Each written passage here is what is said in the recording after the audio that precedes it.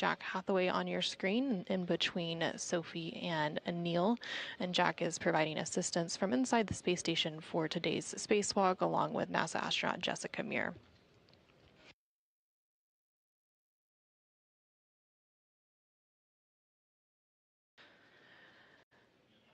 Again, teams are continuing to prepare for an approximately 6.5-hour spacewalk today. That spacewalk scheduled to begin around 7:35 a.m. Central, 8:35 a.m. Eastern Time.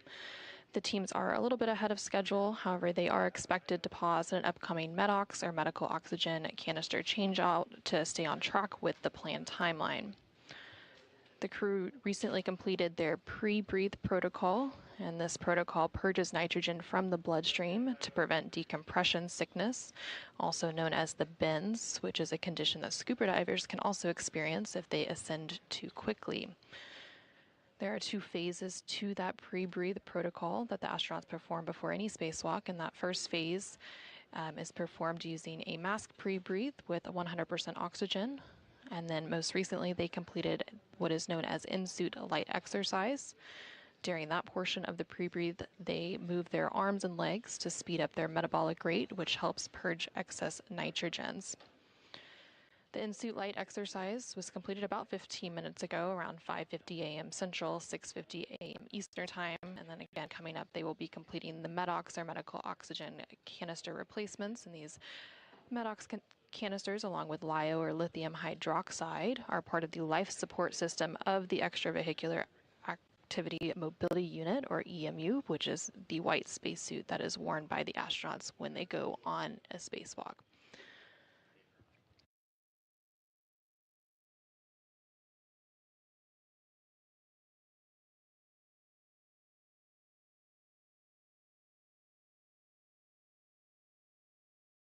And airlock for go in 6, step 16.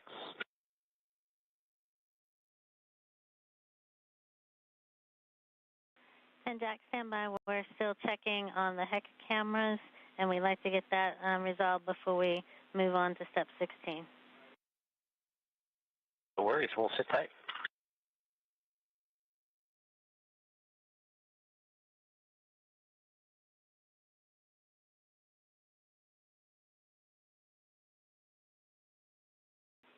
And Airlock Houston, we can give you the go in step 8 for the EMU cameras, and then once that is complete, you are go to pick up in step 16. We'll go for step 8 to shut off the HECAs, and then once we're complete with that, we're into step 16. Good copy.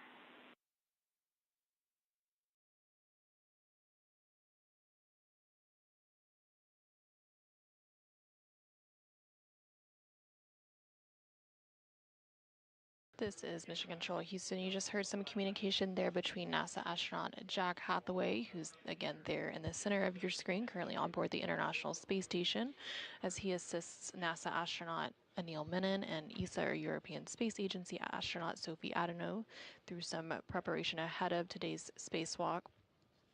They are referencing a HECA, which is the HD EMU, or Extravehicular Mobility Unit Camera Assembly, and those are attached to the spacesuits that you see the crew wearing there, and provide some of those point of view cameras throughout the spacewalk. 2.120. We have serial number 1033 to put into EV1. Looking for your go.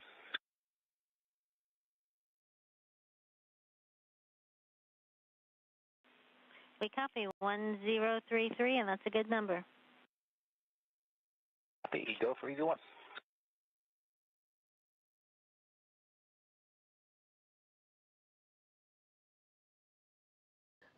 And those communications with NASA astronaut Jack Hathaway taking place with the Capcom, or capsule communicator, here in Mission Control. Currently, the Orbit 1 Capcom is still communicating with the crew on board the International Space Station, and that is Kathy Bolt serving in that position. Once the shift handover between Orbit 1 and 2 is complete, the Capcom for the Orbit 2 shift will be Steven Zenter, and he will be the one providing communication with the crew on board the International Space Station. However, there will also be a ground IV, and that will be the individual responsible for communicating with the spacewalkers outside of the International Space Station. And the ground IV for today is NASA astronaut Anne McClain, so she will be coming on console here shortly as well. Now, today's spacewalk is the 283rd spacewalk in support of station assembly, maintenance, and upgrades. This is also the 6th spacewalk to be conducted outside of the International Space Station this year, and the 3rd for Expedition 75. NASA astronaut Neil Menon will be wearing the suit with the red stripes, and he is EV number 1. And this is his 3rd spacewalk, following 2 spacewalks earlier this month on August 6th and 18th, previously logging 12 hours and 50 minutes outside of the International Space Station. Sofie Adeno, who is an ESA astronaut, will be wearing the unmarked suit, serving as EV number 2. This is her 2nd spacewalk after her first, taking place last week on August 18th, which totaled 6 hours and 23 minutes of spacewalking time outside of the International Space Station. And again, inside the International Space Station, NASA astronauts Jack Hathaway and Jessica Meir will be supporting Menon and Adeno throughout today's operations. Hathaway will also be prime for some of the robotics operations with the Canada arm, and Meir will be backing him up. On board the International Space Station is, of course, the Expedition 75 crew. So in addition to Jessica, Jack, Sophie, and Anil, we have Roscosmos cosmonauts Andrei Fedyaev and Pyotr Dubrov, as well as Anna Kikina. Mission Control Houston for the Orbit 2 team, which will be executing today's spacewalk, is of course led by Flight Director Chris Dobbins, and then Sandy Fletcher is serving as the lead spacewalk officer for today.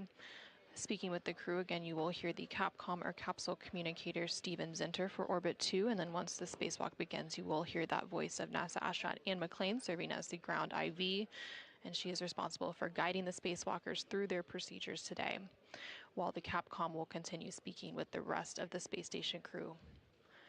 The spacewalk officially begins when the astronauts switch their suits to internal battery power. Again, the spacewalk time is currently targeted to begin at around 7:35 a.m. Central, 8:35 a.m. Eastern Time.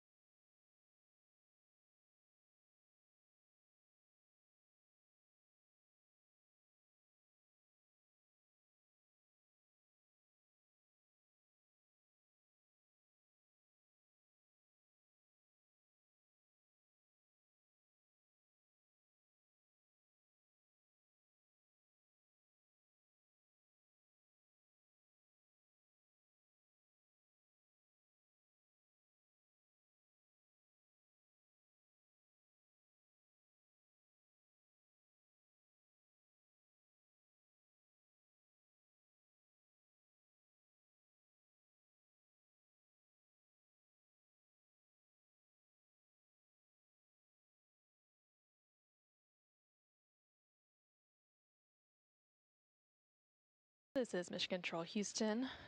Again, the teams on board the International Space Station, as well as the flight controllers here on the ground, are working in tandem in preparation for today's upcoming spacewalk, U.S. Spacewalk 98. That spacewalk currently targeted to begin around 7:35 a.m. Central, 8:35 a.m. Eastern Time.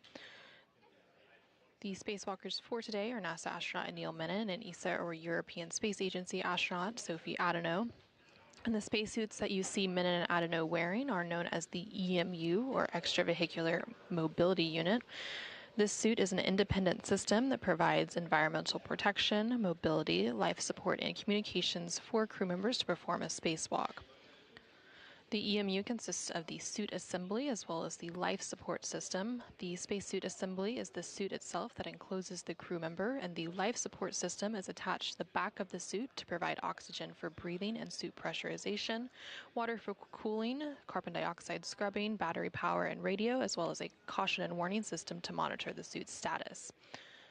These spacesuits are fitted on the ground and then adjusted in orbit to account for spinal elongation and fluid shifts. Engineers take about 80 measurements to tailor each suit, assembling it from roughly 16 major elements, including multiple sizes for torsos, elbow and knee joints, adjustable waists, and dozens of glove sizes. On their forearms, there's typically procedure cards, which are references for the steps they'll perform throughout a spacewalk.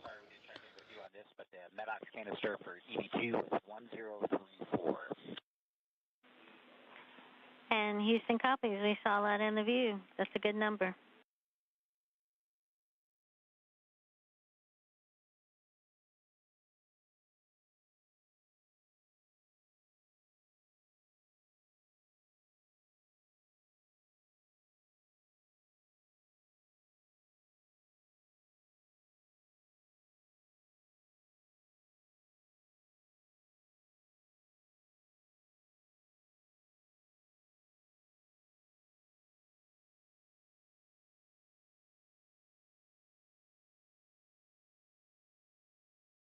And airlock, step 11, we're pausing the in-suit pre-breathe clock, GMT 1114. Copy, 1114.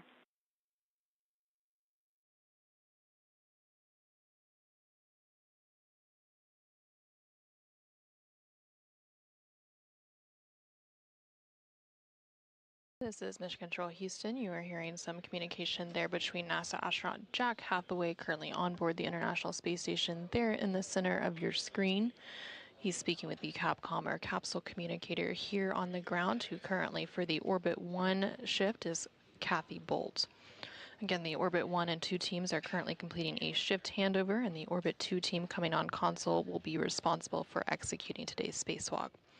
You did hear NASA astronaut Jack Hathaway referencing some MEDOX canisters.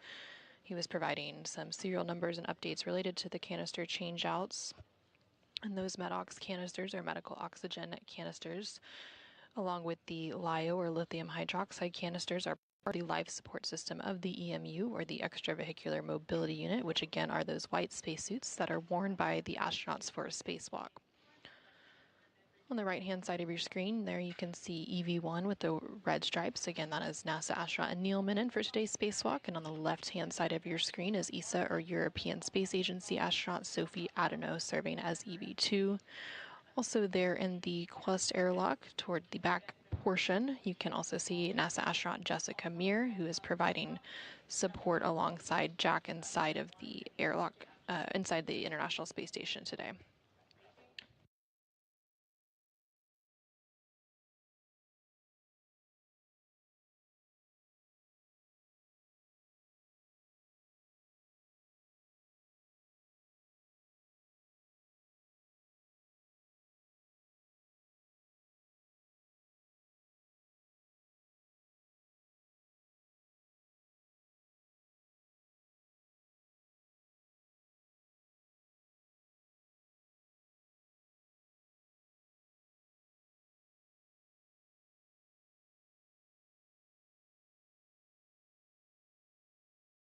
Houston airlock, step 18, expended MEDOX canisters, serial number 0020 and serial number 0022. We copy 0020 and 0022.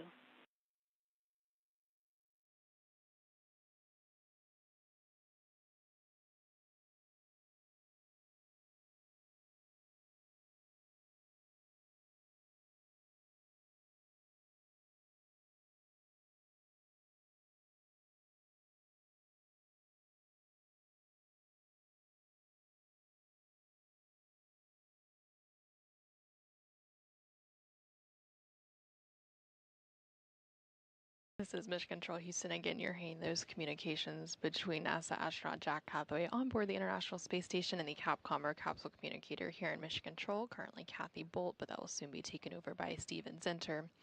Again, he's referencing some Medox canisters, which are the medical oxygen canisters. There are two different types of containment control cartridges used in the extravehicular mobility unit, or EMU, which again is those white spacesuits that the crew wears to go outside of the International Space Station on a spacewalk.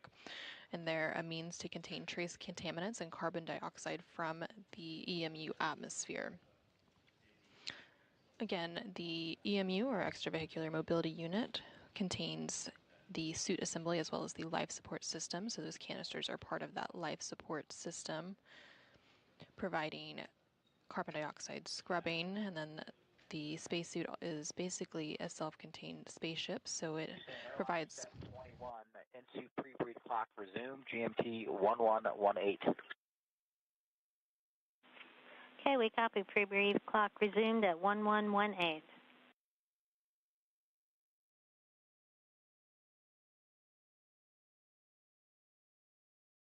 The suit provides oxygen for breathing and suit pressurization, water for cooling, carbon dioxide scrubbing, battery power, and more. And the spacesuit operates at a pressure of 4.3 psi, or pounds per square inch, which compared to 14.7 psi inside the space station. And that pressure difference is why the pre-breathe protocol is necessary. Again, you were hearing NASA astronaut Jack Hathaway communicate about some of that pre-breathe to the teams here on the ground, specifically regarding some times for that pre-breathe protocol and the clocks that they're monitoring. The pre-breathe protocol has two different portions to it. The first portion, the astronauts perform a masked pre-breathe with 100% oxygen, and then they complete what is known as in-suit light exercise, which was completed a little bit ago. And during that in-suit light exercise, the spacewalkers move their arms and legs to speed up their metabolic rate, which helps purge excess nitrogen. Due to the pressure differences in the suits and the station, the pre-breathe protocol is necessary in order to purge nitrogen from the bloodstream to prevent decompression sickness. Again, that is also known as the bends, which is a condition that scuba divers can also experience.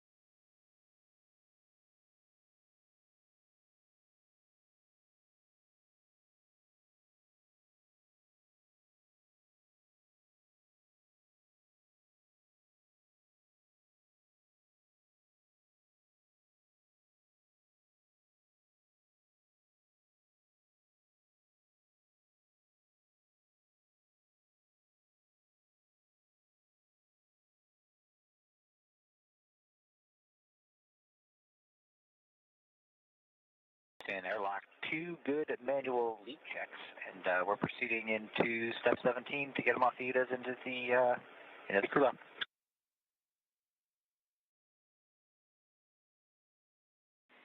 Okay, we copy all, and we're go with that plan. And just letting you know, I'll be handing over to O2 Capcom shortly, and wish you guys the best of luck for the rest of the day. Okay, we really appreciate your help.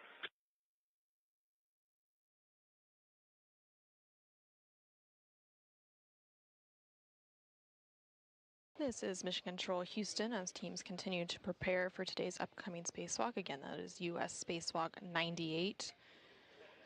You heard a few different call-outs there. Again, those call-downs coming from NASA astronaut Jack Hathaway as he prepares NASA astronaut Neil Menon and ESA, or European Space Agency astronaut Sophi Adeno, who you can see there on your screen, for their upcoming spacewalk. They were referencing moving into the crew lock. So right now they are in the equipment lock portion of the Quest airlock, and then they will begin moving into the crew lock portion right beyond that hatch that you can see there in the center of your screen. From there, they will conduct final communications checks as well as final suit system checks before they switch their suits on to internal battery power. Now, before they began that movement into the crew lock, they did complete some initial suit leak checks and confirmed that everything was looking good for both of the spacesuits that the spacewalkers are wearing for today. As they make their way into the crew lock, both of the crew members will don or put on the safer unit, and there you can see NASA astronaut Jessica carrying one of those units over to NASA astronaut Neil Menon with the red stripes there on your screen. The SAFER stands for the Simplified Aid for EVA Rescue. It is sort of like a jet pack that is attached to the back of the spacesuits. And while the crew members each have 2 tethers attaching them to the space station at all times, the SAFER serves as a backup mechanism should they get detached. So as they move into the crew lock portion of the Quest airlock of the International Space Station, each of the crew members will have these SAFER mechanisms attached to the back of the spacesuits. Once both of the crew members are moved into the crew lock portion of the Quest airlock, the hatch between the crew lock and the equipment lock will be closed. And again, they will then complete some final communication checks as well as final suit system checks. And then depressurization of the crew lock portion will also begin to bring the airlock down to vacuum to match that of the rest of space. The crew lock begins at 14.7 psi, or pounds per square inch, of course matching the rest of the International Space Station, and is similar to what we experience here on Earth. During the initial depressurization, the crew lock will go down to about 5 psi. There will be a brief pause to allow flight controllers to check out systems and for the crew members to complete some final suit leak checks. The depressurization process will then continue all the way down to vacuum, and once the crew lock depressurization is complete, the spacewalkers will be able to open the outer thermal hatch and then the hatch on the crew lock section prior to placing their suits on internal battery power. Again, when they turn their suits onto battery power, it will mark the official start of today's spacewalk.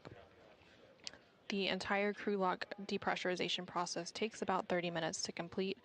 And as a reminder, today's spacewalk is currently expected to last about 6.5 hours, beginning around 7:35 a.m. Central, 8:35 a.m. Eastern Time.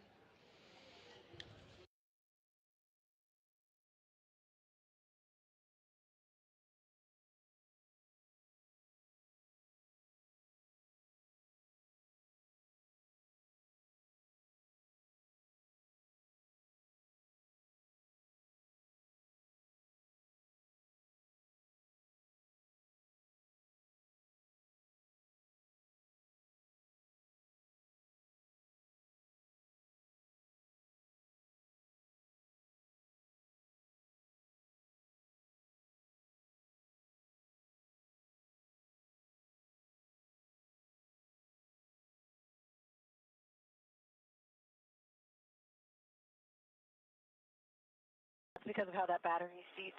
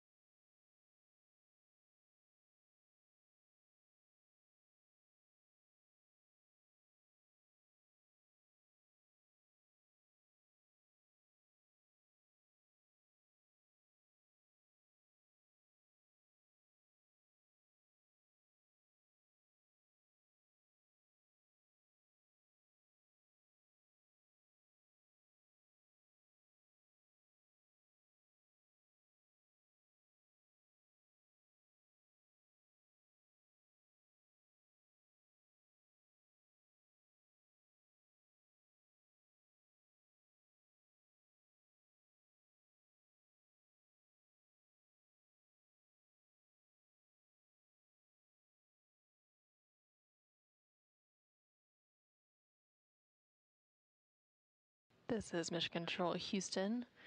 There on your screen, you can see a live look inside the equipment lock portion of the Quest airlock on board the International Space Station. NASA astronauts Jack Hathaway and Jessica Meir are currently attaching the SAFER, the Simplified Aid for EVA Rescue, onto NASA astronaut Neil Menon's spacesuit that he will be wearing outside of the International Space Station. And of course, he has the red stripes there on his legs, indicating that he is EV1. He will shortly be moved into that crew lock portion, and then the same process will be followed for ESA, or European Space Agency astronaut Sofie Adeno. We are currently in a brief but expected loss of signal. We do expect to regain signal here momentarily. And this happens when there is a transition between the TDRS, or Tracking and Data Relay Satellite System. Today's spacewalk is expected to last about 6.5 hours, and it's the 3rd of this month. 1, new TCV setting of 5. Copy, setting of 5.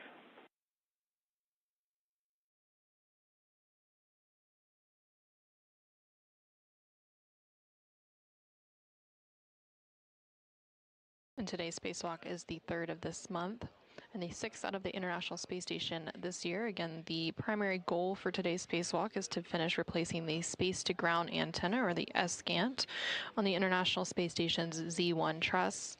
This work initially began last week on August 18th, when Neil and Sofie conducted a 6-hour and 23-minute spacewalk to remove the failed antenna and secure it on the station's truss structure. However, the crew needed a little bit more time than expected to disconnect some electrical cables and loosen bolts, which delayed the installation of the replacement antenna. So today, the spacewalkers will go ahead and retrieve the new unit and complete that installation.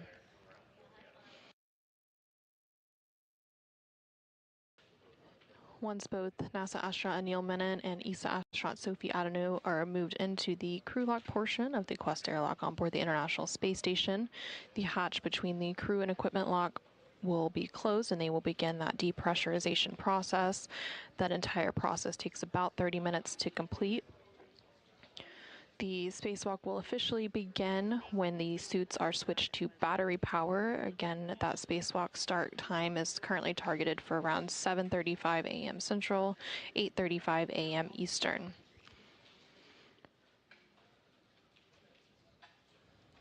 Once they complete that depressurization, the spacewalkers will then open the outer thermal hatch and then the hatch on the crew lock section.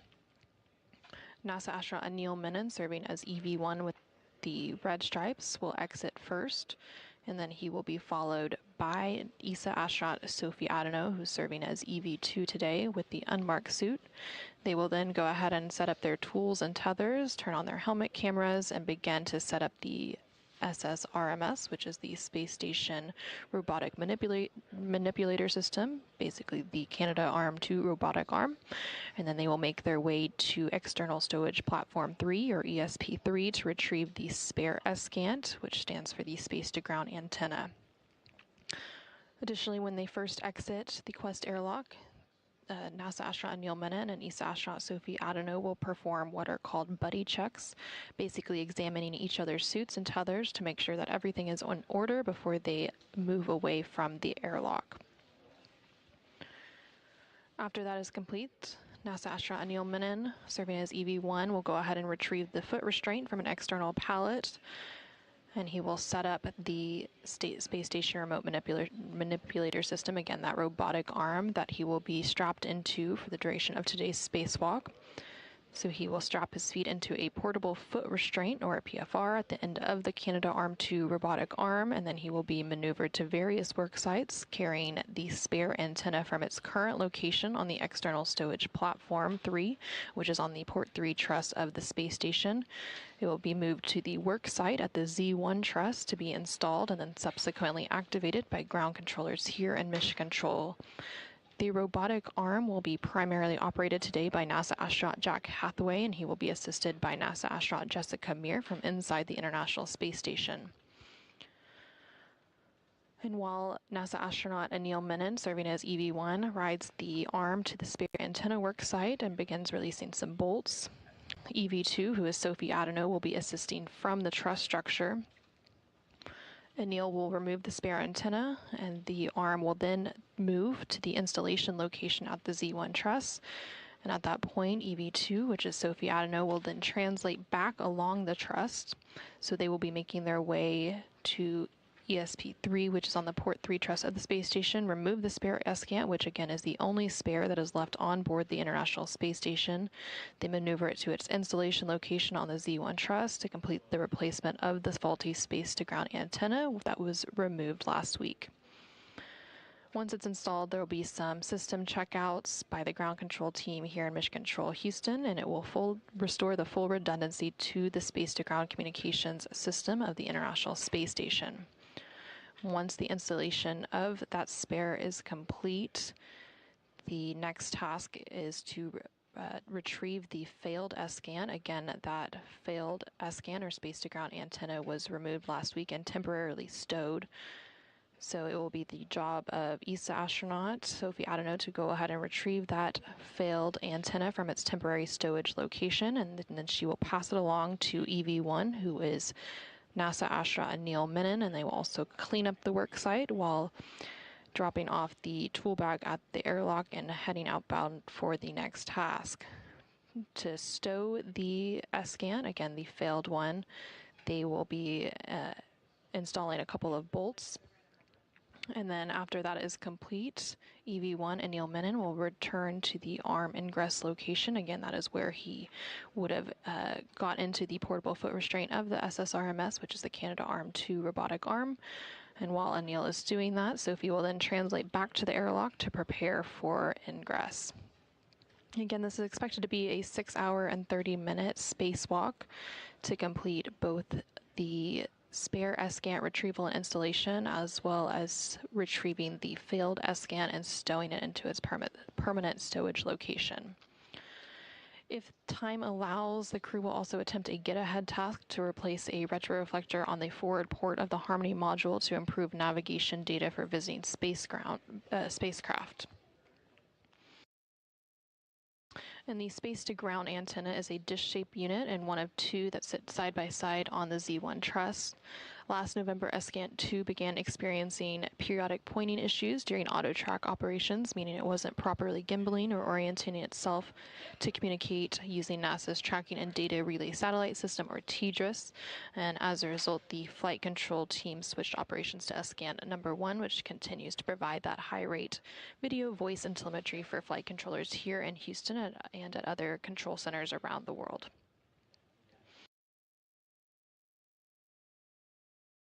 For a little bit of history, the very first space-to-ground antenna that was installed on the International Space Station's Z1 truss was carried into orbit on the STS-92 mission in October of 2000 and installed by astronauts Leroy Chow and Bill MacArthur.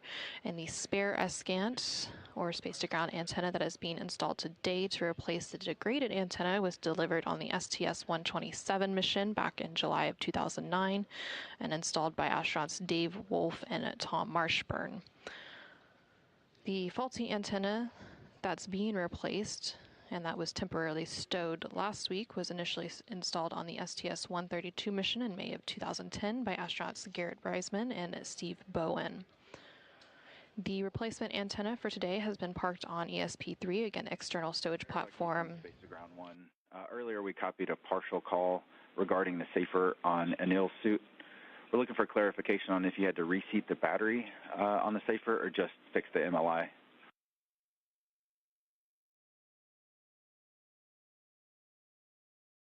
Yeah, we were just reseating some MLI, so it was in a more comfortable position. Nothing wrong with the safer at all. Everything is nominal. Copy, thank you.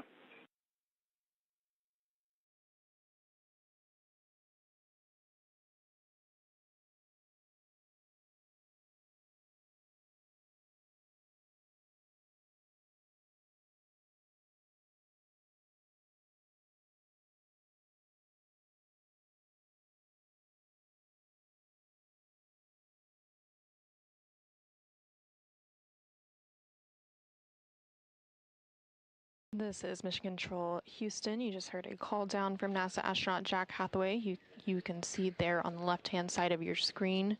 He was speaking with the CAPCOM, or capsule communicator, here in Mission Control Houston, who for the Orbit 2 team of flight controllers now on console is Steven Zinter. They were referencing a SAFER, and that stands for Simplified Aid for EVA Rescue. And both of the crew members going out on today's spacewalk, NASA astronaut Neil Menon and ESA astronaut Sofie Adeno, have those SAFER units attached to their EMUs, or the white spacesuits that they are currently wearing. And it basically serves as a jetpack-like device should they become untethered from the space station. However, both crew members always have a 2-point tether attached to the International Space Station, so that is very unlikely to happen.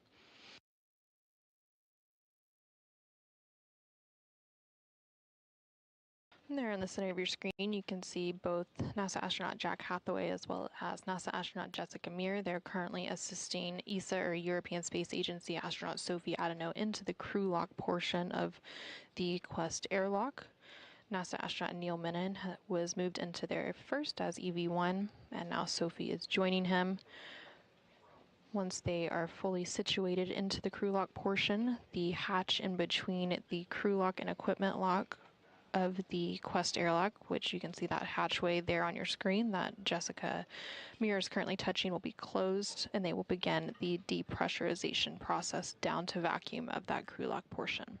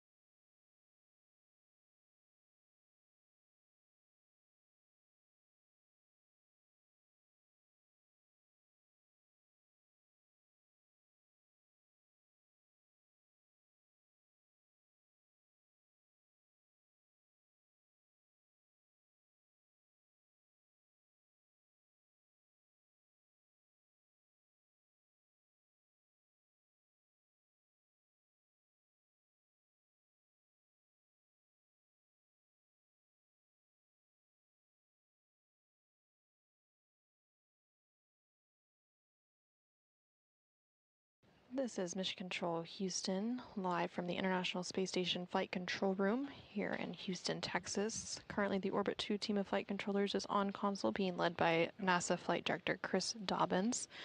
And the Orbit 2 team is responsible for executing today's spacewalk. Again, today's spacewalk is U.S. Spacewalk 98. Serving as EV-1 is NASA astronaut Neil Menon, and serving as EV-2 is ESA, or European Space Agency astronaut Sofie Adeno. Both of the crew members are currently in the crew lock portion of the Quest airlock. They're at the latter half of your screen, and there you can see NASA astronaut Jessica as she begins to close the hatch between the crew lock and the equipment lock portion of the Quest airlock. Once that hatch is closed, they will begin the depressurization process. That entire depressurization process takes about 30 minutes to complete. Currently, the crew lock and the equipment lock, as well as the rest of the International Space Station, are sitting at a pressure of about 14.7 psi, or pounds per square inch, which is similar to the pressure that we experience here on Earth. However, the EMUs, or the white spacesuits that the crew members wear to go out on a spacewalk, are at a pressure of about 4.3 psi. And then the crew lock will be depressed down to vacuum to match that of space. Once the depressurization process is complete, the crew members going out on today's spacewalk, again, NASA astronaut Neil Menon and ESA astronaut Sofie Adeno, will switch their spacesuits onto battery power, which will mark the official start of today's spacewalk. Again, today's spacewalk is expected to last about 6.5 hours. Airlock steps 76 and 77 are complete. You guys are go for 78. Copy and work.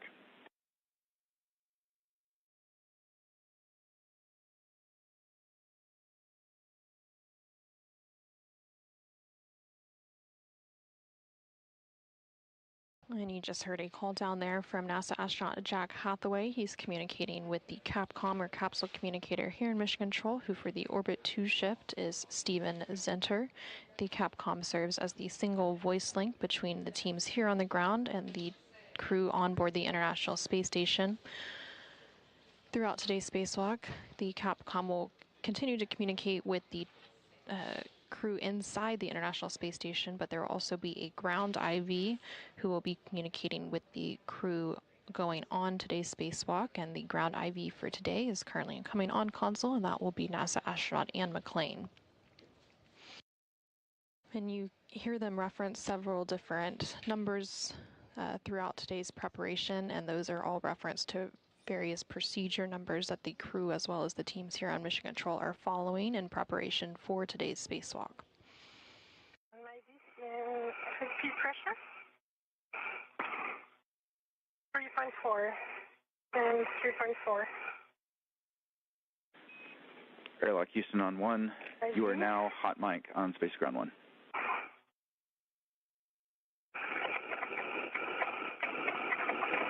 Copies, and we're just taking a quick look at switch configuration on EV2.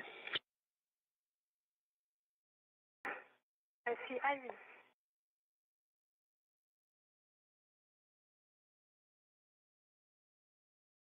Houston, we're just want to double check. We're seeing suit pressure on EV2 of 3.4. We were kind of expecting 4.2, but in IV that kind of makes sense that it slowly breathes down, and so that reading of 3.4 is good.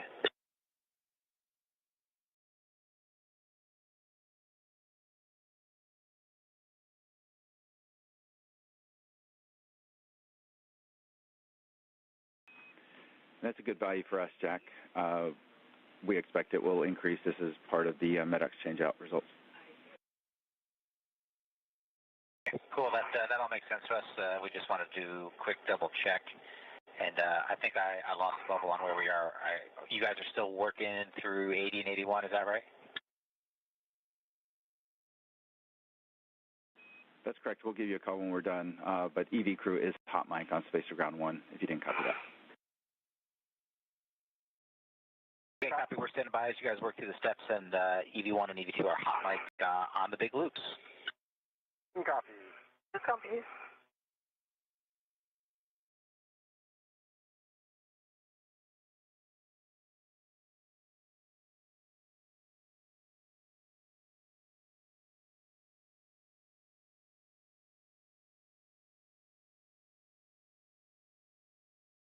This is Mission Control Houston. You were hearing some communication there between NASA astronaut Jack Hathaway, who you can currently see in the center of your screen. He was speaking with the Capcom or capsule communicator here in Mission Control, who currently is Steven Zinter. They were referencing some pressure readings on the EV-2 spacesuit. EV-2 today is ESA, or European Space Agency astronaut Sofie Adeno. The EMU, or the Extravehicular Mobility Unit, which is the white spacesuit that the crews wear outside the International Space Station. We are ready for you to pick up in step 81 and subs. So we're going to work our way starting at 81.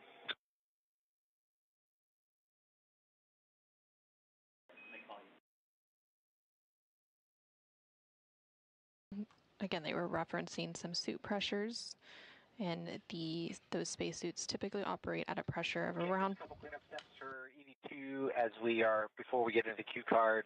You're not touched anything, but look on the UIA and check that the depressed pump power switch is in the off OFS. Depressed pump power switch is off OFS.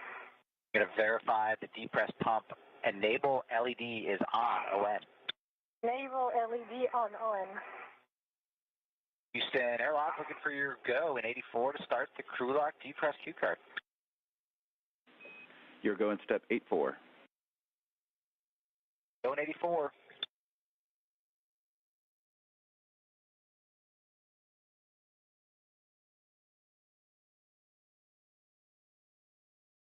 All right, Sunil and Sophie, I am on the crew lock depress Q card, step 1. So on the UIA, if you'll take that depress pump power switch to the on ON position.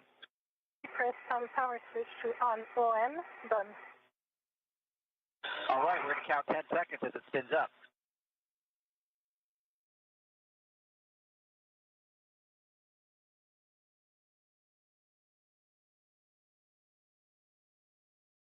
You2, you can reach out and take the depress pump manual isolation valve to the open position, and you'll get an alert tone. V2, depress pump man idle valve to open. Now. All right, for goals 1 and 2, monitor your SUP gauge is less than 5.5, and if it gets up there, let us know. 1 copy. Copy.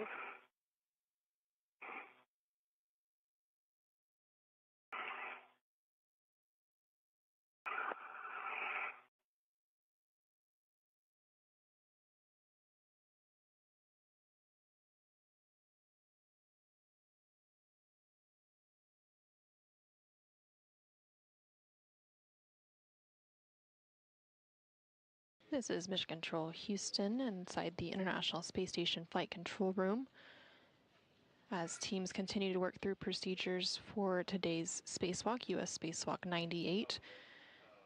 The spacewalkers for today, NASA astronaut Neil Menon and ESA astronaut Sofie Adeno, are currently in the crew lock portion of the Quest airlock, and that depressurization process of the crew lock is currently underway.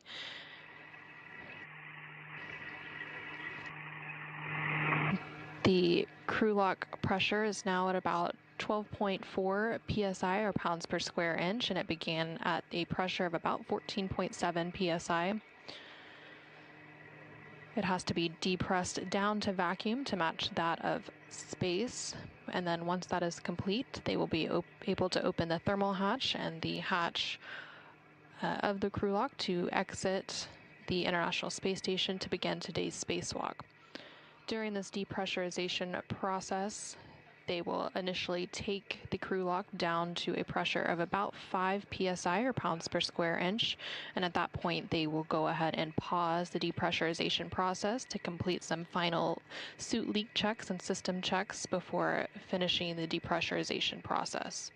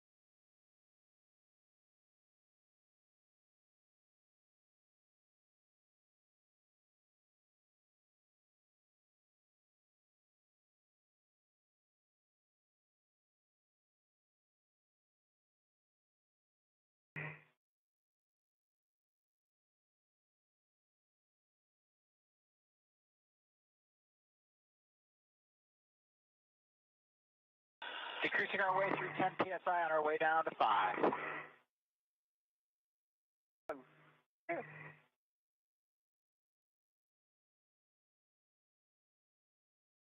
And this is Mission Control Houston. You just heard a call out from NASA astronaut Jack Hathaway. You can see there in the center of your screen, confirming that the pressure of the crew log is now at about 10 psi or pounds per square inch as it continues the depressurization process down to vacuum.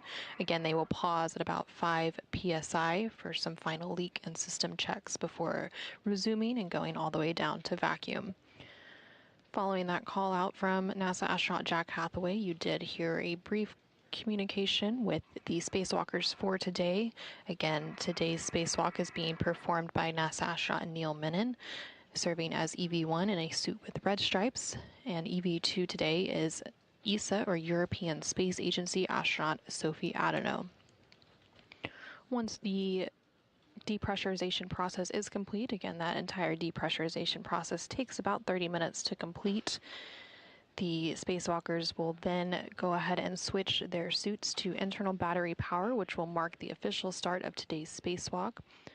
Today's spacewalk is scheduled to begin at around 7:35 a.m. Central Time, 8:35 a.m. Eastern Time, and is expected to last about 6.5 hours. Once they switch to internal battery power and that depressurization process is complete, the crew members will then go ahead and open the outer thermal hatch and then the hatch on the crew lock section. First out of the International Space Station today will be EV1, who again is NASA astronaut Neil Menon, and he will be followed shortly thereafter by EV2, who is ESA astronaut Sofie Adeno. Once they exit the International Space Station, they will go ahead and set up their tools and tethers. Again, they have 2 tethers that attach them to the International Space Station at a given time. They will also turn on their helmet cameras, or their HECAs, and they will begin setup for today's spacewalk. They will also complete what are known as buddy checks, which is where both Neil Menon and Sofie Adeno will basically be examining each other's suits and tethers to make sure that everything is in order before they begin to move away from the airlock.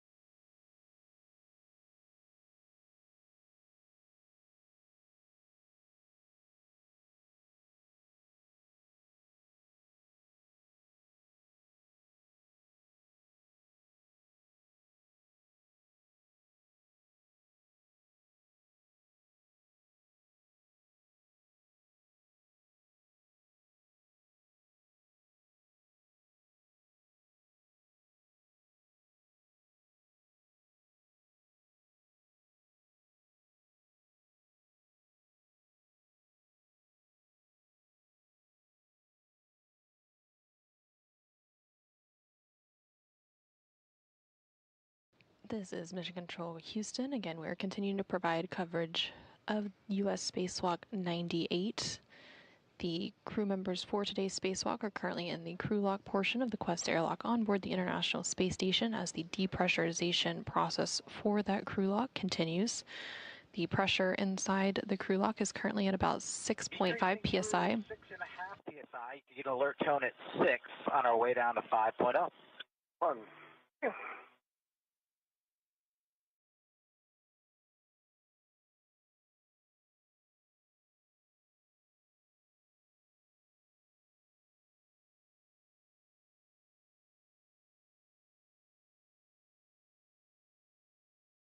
And you just heard that confirmation there from NASA astronaut Jack Hathaway that we had passed that 6.5 psi or pounds per square inch inside the crew lock as it continues its depressurization down to about 5 psi. Once the crew lock reaches that 5 psi point, the depressurization process will pause momentarily to complete some final suit and system checks before resuming it down to vacuum. Throughout that depressurization process, you do hear periodic call-outs by the crew, and this is as they are following the procedures for that depressurization process. Various call-outs are required during the monitoring process, and you do hear confirmation coming from the spacewalkers inside the crew lock as NASA astronaut Jack Hathaway provides those call-outs for them.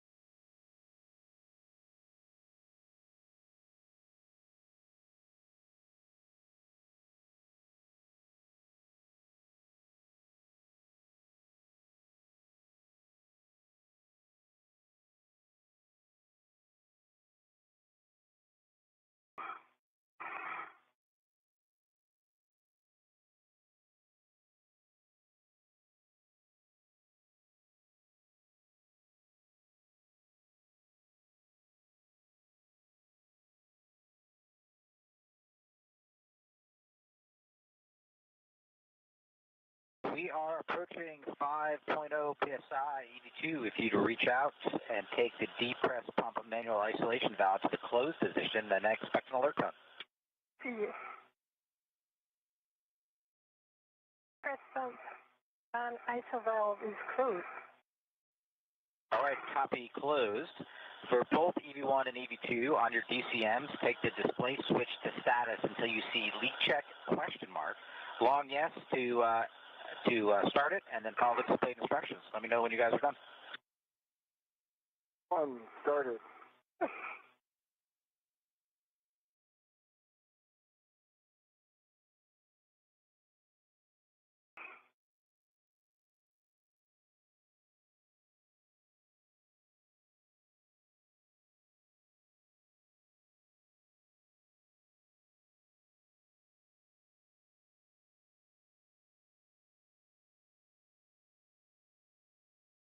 And this is Mission Control Houston. You just heard the call out there that the crew lock portion of the Quest airlock on the International Space Station is now at 5 psi or pounds per square inch. The depressurization process of that crew lock has now been paused to complete some final suit leak checks and system checks before the depressurization process will resume. And we will hear... Leak check complete. 02 to EVA, in work. Copy, EV1 leak check complete. And we just heard confirmation that the first suit leak check is complete and they are complete.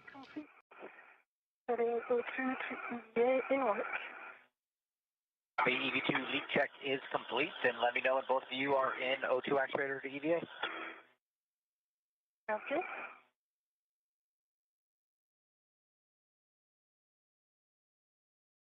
And we just heard confirmation there that we do have 2 good suit leak checks. So they will complete some final system checks here on the ground. Both EV1 and EV2 are O2 actuator to EVA. All right, Sophie, take the depress pump manual isolation valve to open. Expect an alert tone. In work.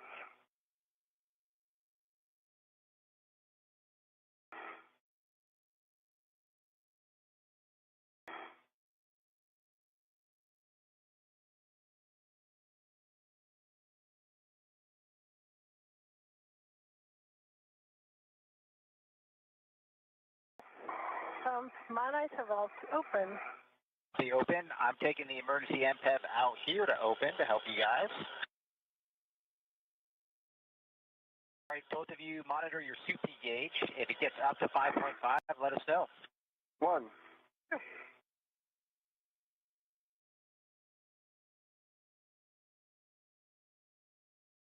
And this is Mission Control Houston. Following those suit leak checks and system checks at 5 psi or pounds per square inch inside the crew log, that depressurization process has now resumed.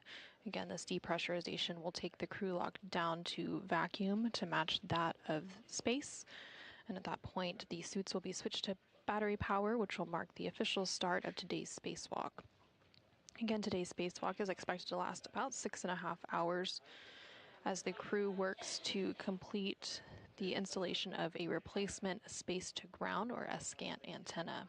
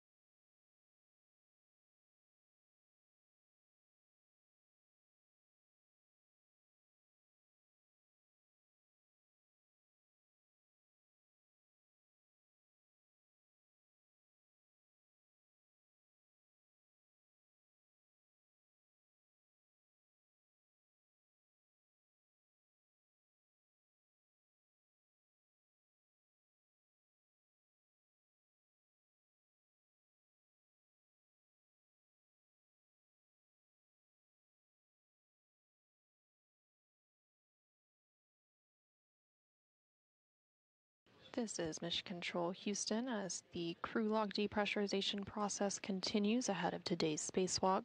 That crew log is now just under 3 psi or pounds per square inch. Once it reaches about 2 psi, the crew will go ahead and complete some additional procedures related to the manual isolation valve, and they will also report initial tether configurations ahead of egress.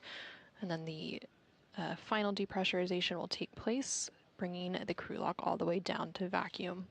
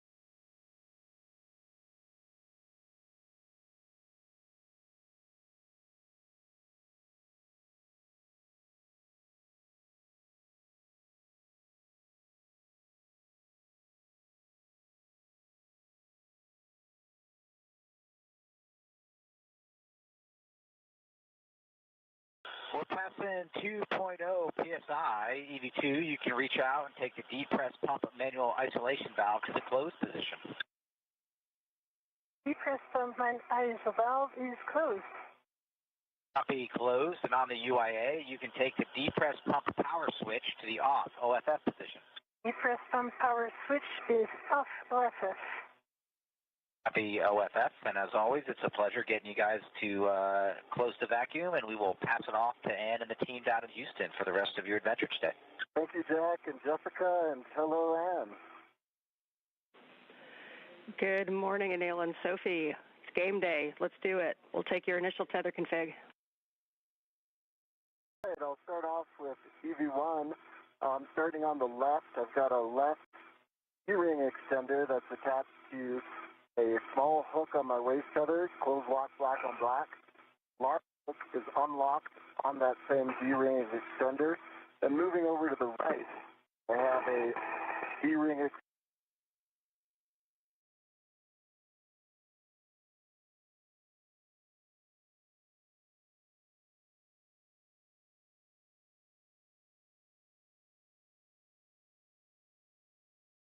This is Mission Control Houston inside the International Space Station Flight Control Room, which you can see a live look inside that room there on your screen.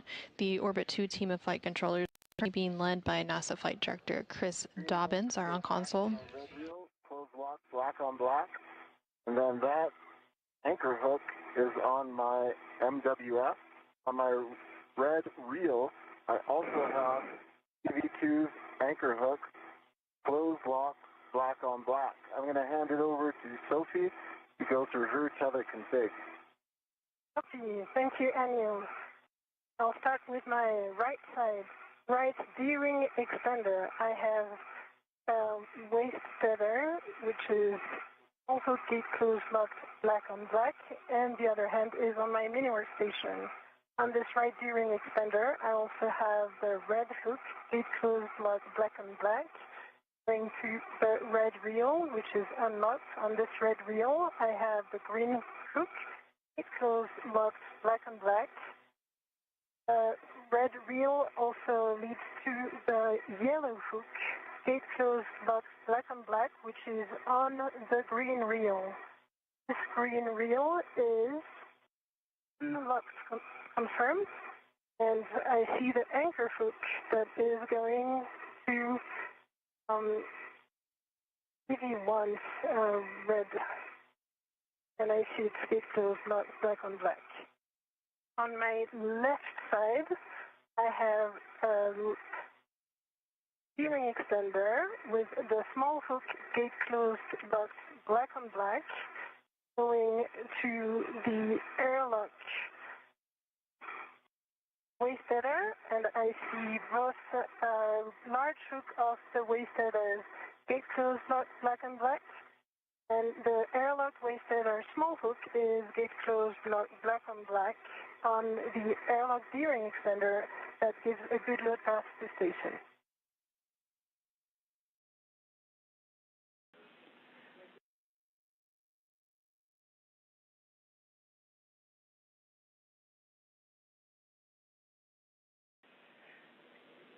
All right, that is mostly a good config, and unfortunately we had a handover in Hill right as you started talking. So if you wouldn't mind giving us your tether config again. We got everything after the green hook on the red reel, but we're looking for your the status of your red hook and your yellow hook on the green reel and your right waist tether. That right waist tether is on the right D-ring extender, small hook, close lock, black on black, and the large hook's on my MWF. And the red reel was unlocked. The yellow hook was on the green reel, close lock, black on black. Green hook was on the red reel, close lock, black on black. Green reel was unlocked, and then the anchor hook was on my MWF.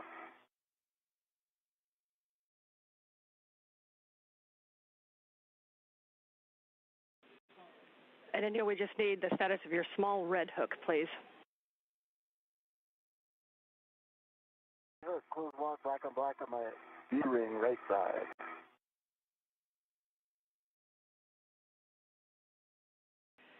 Okay, Neil, we appreciate the extra work there, and those are good tether configs.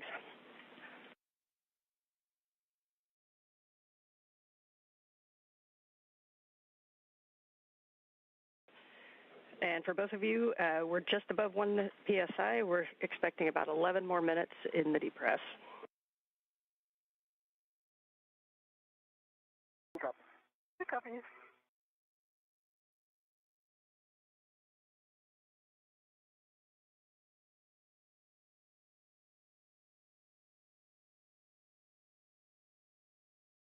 This is Mission Control Houston.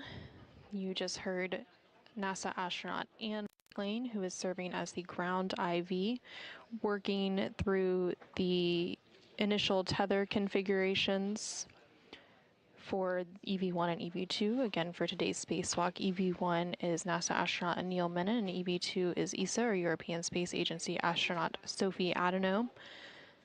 They reported those initial tether configurations ahead of egress, or exiting the Quest airlock of the International Space Station. That egress will come once the crew lock depressurization process is fully complete. There's about 10 minutes remaining in that depressurization process. The crew lock is just above about 1 psi, or pound per square inch. Again, it has to go all the way down to vacuum before that egress process can begin. Throughout today's spacewalk, you will hear NASA astronaut Ann McClain, serving as the ground IV, speaking with the spacewalkers and walking them through the procedures for today. And then also there is a CAPCOM, or capsule communicator, who is Steven Zenter, and he will still be responsible for communicating with the crew members still inside the International Space Station.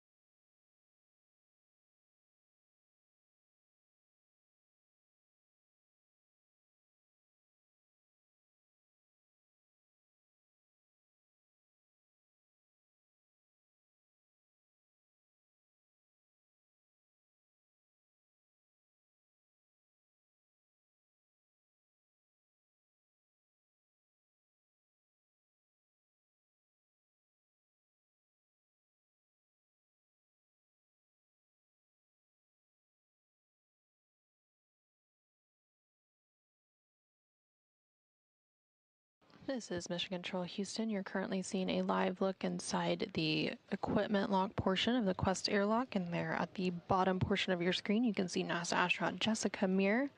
Jessica, alongside NASA astronaut Jack Hathaway, are providing support for today's spacewalk from inside the International Space Station. Before the crew members for today's spacewalk, again, NASA astronaut Neil Menon and ESA astronaut Sofie Adeno were moved into the crew lock portion just beyond that hatchway you see there on your screen. Jessica and Jack assisted them with donning their suits, and as well as walking them through their pre-breathe procedures and various other preparation steps for today's spacewalk. Right now, the crew lock is continuing to be depressurized down to vacuum. It is currently sitting at about 0.75 psi, or pounds per square inch. Once it is all the way down to vacuum, the crew will then turn their suits on battery power, which will mark the official start of today's spacewalk. Again, today's spacewalk is the 283rd spacewalk, and it is the third spacewalk for this month and the sixth out of the International Space Station this year. The spacewalk today is expected to last about 6.5 hours, and the primary goal for today is to finish replacing the space-to-ground antenna, or SGANT, on the International Space Station's Z1 truss. This work initially began last week on August 18th when Neil and Sofie first ventured out of the space station for a 6-hour and 23-minute spacewalk, and they were able to remove the failed antenna and secured it on the station's truss structure. However, they needed a bit more time to disconnect electrical cables and loosen bolts, which delayed the installation of the replacement antenna. So today, Anil and Sophie will go ahead and retrieve that new unit to complete the installation process. Once the crew lock depressurization process is complete, the spacewalkers will go ahead and open the outer thermal hatch and the hatch on the crew lock section and place their suits on internal battery power. They've been working through the depressurization process for about the last 25 minutes or so. The entire process takes about 30 minutes to complete. Again, the crew lock section is continuing to be depressurized down to vacuum. It's currently at about 0.65 psi or pounds per square inch. The pressure of the suits that the crew members wear for their spacewalk, or the extravehicular mobility units, which are those white spacesuits, sit at a pressure of about 4.3 psi. And the internal pressure of the International Space Station itself has a pressure of about 14.7 psi, which matches that of about what we experience here on Earth.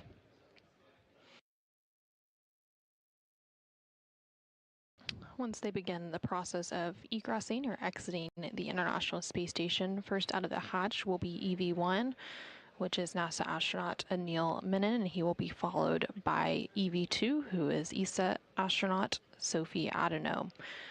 Anil, serving as EV-1, has the suit with the red stripes, and Sophie, serving as EV-2, is wearing an unmarked suit.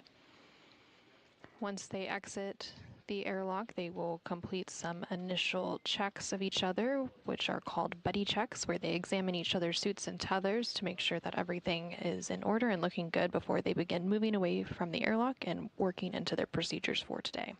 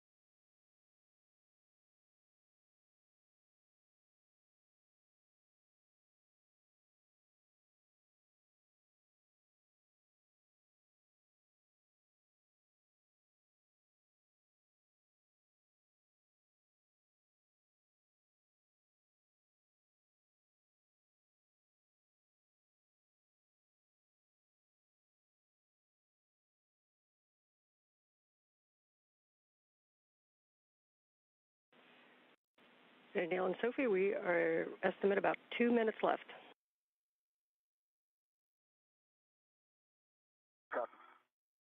Copy.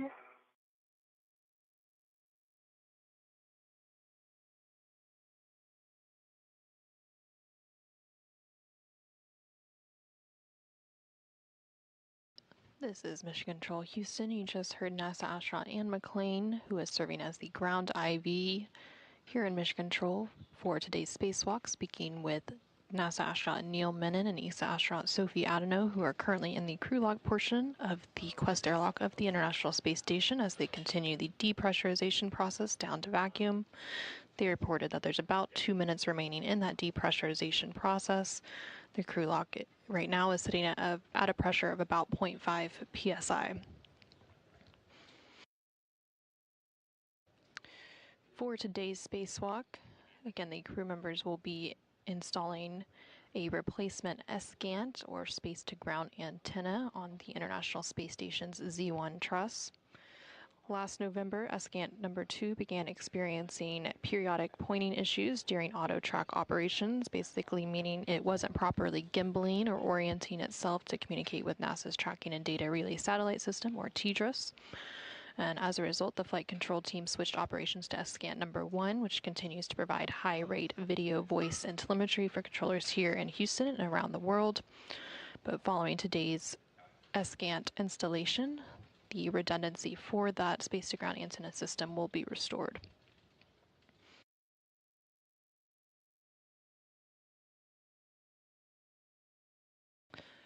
For a little bit of history, the very first space-to-ground antenna that was installed on the International Space Station Z1 truss was carried into orbit on STS-92 in October of 2000. And the spare Ascant, or space-to-ground antenna that is being installed today to replace the degraded antenna, was delivered on the STS-127 mission in July of 2009. The faulty antenna that was removed and temporarily stowed outside the International Space Station last week. Okay, EV1 and Neil, step 13. You can verify the EV hatch gauge is less than 0.6.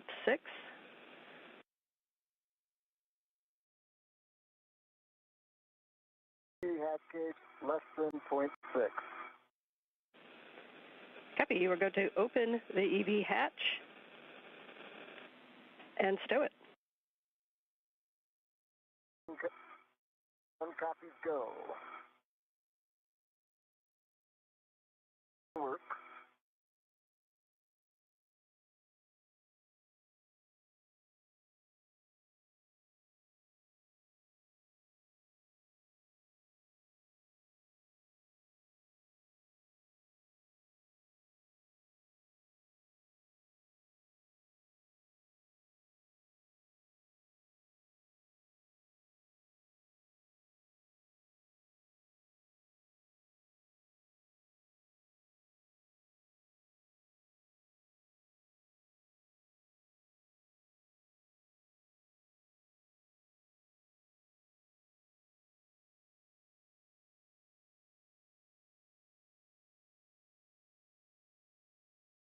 Is open and stowed. Copy. And for airlock, you can take the emergency MPEV to closed. MPEV is closed. Copy. Thanks. Okay, staggering switch throws, EV1 and 2. You can switch power to BAT and expect warning tone. Okay, one will go first. Yep. Power BAT. 2 in work. Power BAT. Copy for 1 and 2. You can now switch your display to Pro to verify functional display. It has a functional display. 2 functional display. Copy. Sophie, on the UIA, switch power EV1 and 2 to off OFF and check all 4 LEDs off OFF.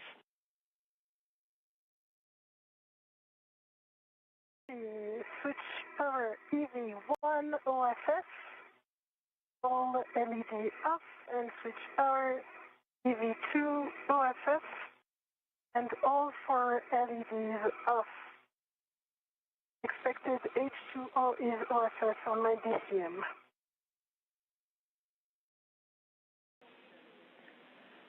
Okay, we copy, and that is an expected message. For both crew, you can remove your SCU from your DCM, install the DCM cover, and stow the SCU in the pouch with pouch Velcro closed.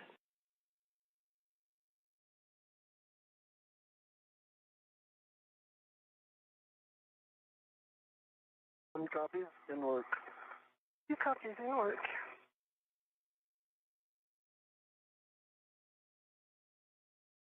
This is Mission Control Houston with NASA astronaut Neil Menon and ESA astronaut Sofie Adeno having placed their suits on battery power. Today's spacewalk has officially begun, that taking place at 7:27 a.m. Central Time, 8:27 a.m. Eastern Time. Again, today's spacewalk is the 283rd spacewalk in support of space station assembly, maintenance, and upgrades.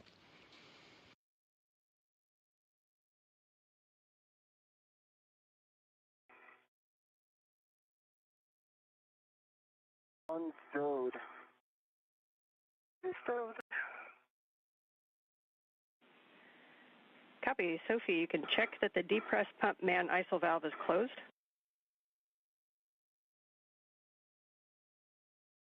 Depressed pump my ISIL valve is closed. Copy for both crew. Take your temperature control valve to max hot, lowest numbers.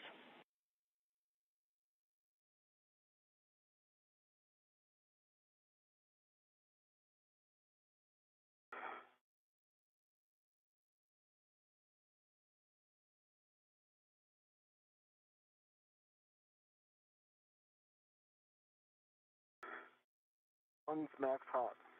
2 max hot. Copy. You can both switch water to on, O-N, water on.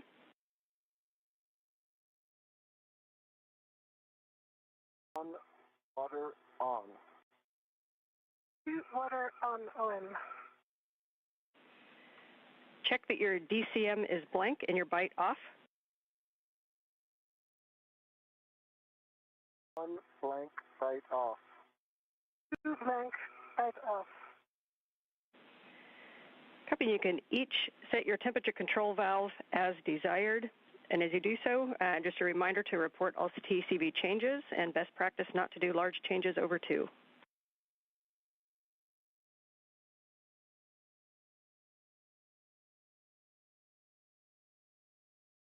One set 6 TCV.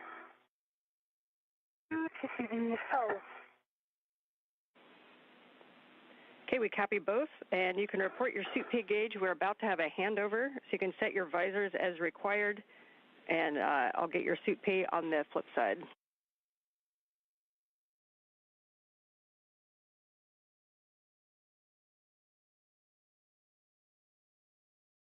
This is Mission Control Houston. We are currently in a brief but expected handover between tracking and data relay satellite system. We do expect to regain that communication with the International Space Station and the crew for today's spacewalk here shortly. You are continuing to hear some communication from the ground IV, which is Ann McLean. I see that your EMU TV is on, the one that's up high that we don't use. You can press that button if you reach it.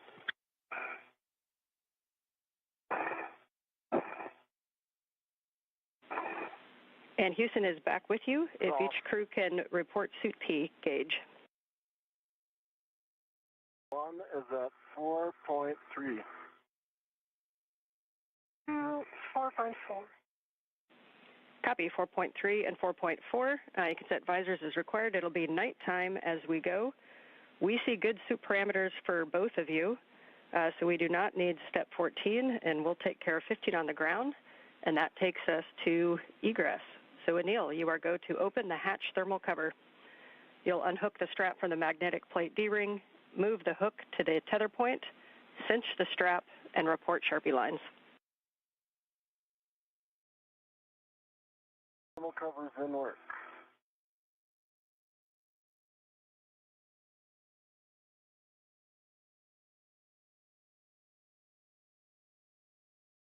This is Mission Control Houston. Again, you're hearing communication from the ground IV here in Mission Control, who today is NASA astronaut Ann McLean. They're on the upper portion of your screen. Thermal cover is attached to itself on the D-ring, and it's got 6 Sharpie lines. Copy 6 Sharpie lines. Anil, you are go to egress the airlock. Let's take the office outside. Sounds great, Ann. One's egressing. All right, and as you go out, your first step is going to be to attach your anchor hook on the forward airlock D-ring. Work.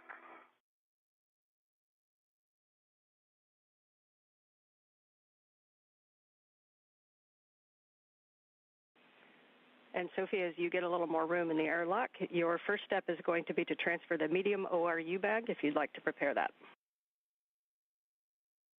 In work.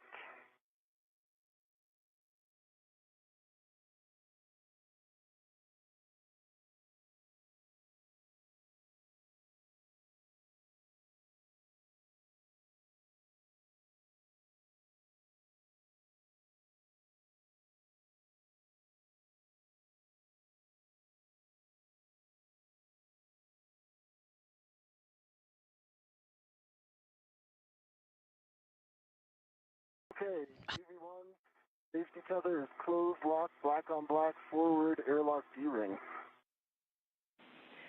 Copy. You can take EV2's anchor hook to the aft D-ring. This is Mission Control Houston. You're now seeing a view outside of the International Space Station. EV1, who today is NASA astronaut Neil Menon, has opened the thermal cover and is making his way outside of the International Space Station. And he is attaching his anchor hook. And then following that attachment, EV2 will follow. Black on black to the aft D-ring. We both have good load paths. The EV2 to disconnect their waist tether when desired. Copy. I'll wait until I'm outside. Good words, Anil. You can now retrieve the ORU bag from Sophie and stow it on the airlock toolbox. And Sophie, just please report to us. When you're ready. And just report to us if you're going to keep the large small ret on the bag or in the airlock.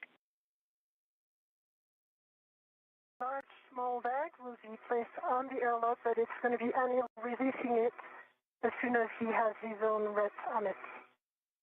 Okay, I see the ORU bag. Okay. Here towards you.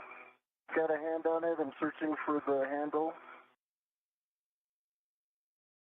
Okay, got the handle. Copy, you've got the handle. It's still ready on the airlock.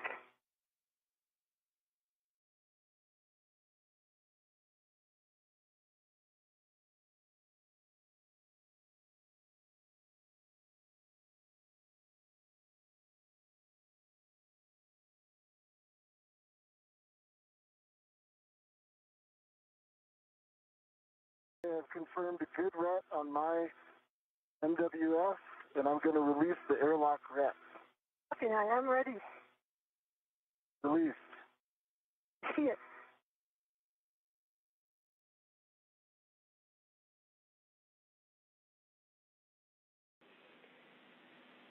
All right, nicely done. And Anil, as you go to stow that ORU bag on the airlock toolbox, Sophie, you can prepare crew lock bag 1.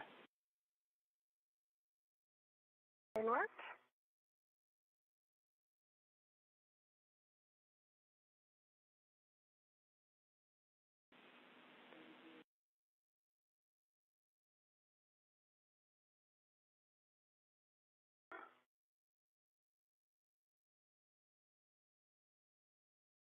This is Mission Control Houston. There you're seeing a live view of NASA astronaut Neil Menon, who is now outside of the International Space Station, and following him soon after will be ESA astronaut Sofie Adeno. Anil today is serving as EV1, and Sophie is serving as EV2. You can also see a tool bag that is floating out there that they're getting strapped and ready for today's spacewalk.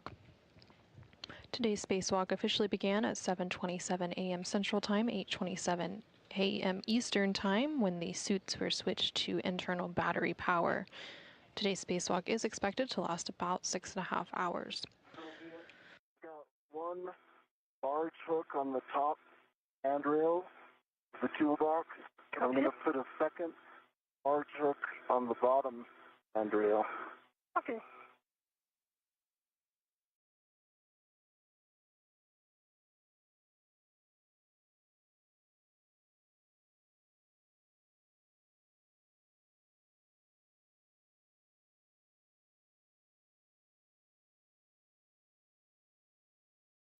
Two hooks are down, and get my ret and come back to you. Copy.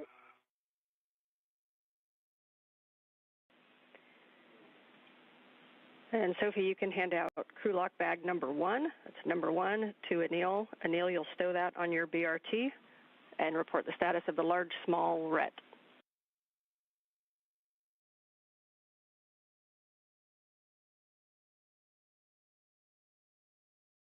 Copy.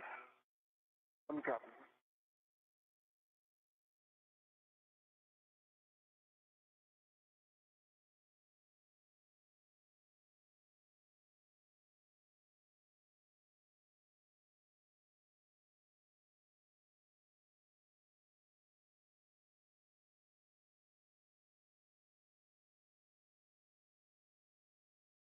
This is Mission Control Houston. Again, you're seeing a live look at NASA astronaut Neil Menon, currently outside the International Space Station as he continues to prepare some tools and bags for today's spacewalk, and then he will be joined outside of the Quest airlock here shortly by ESA astronaut Sofie Adeno.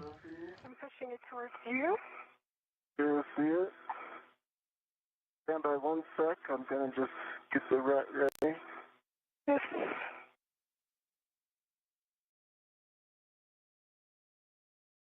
You can see that it is currently nighttime outside the International Space Station, so the space station does see 16 sunrises and sunsets per day, so the spacewalkers will be working in alternating light and darkness throughout today's spacewalk.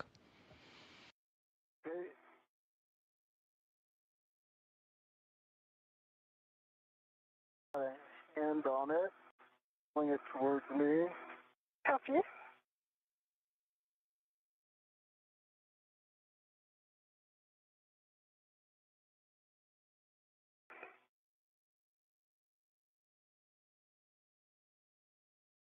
And Sofie TCV 3.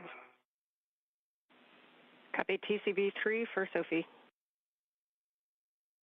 Hey, Sofie, I'm confirming a good ret to my BRT, so I'm releasing the ret U. Copy. Are you ready? And by 1.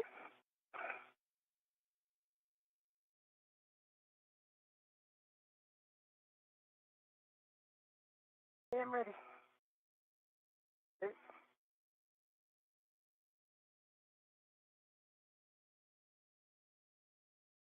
That's coming. I've got it.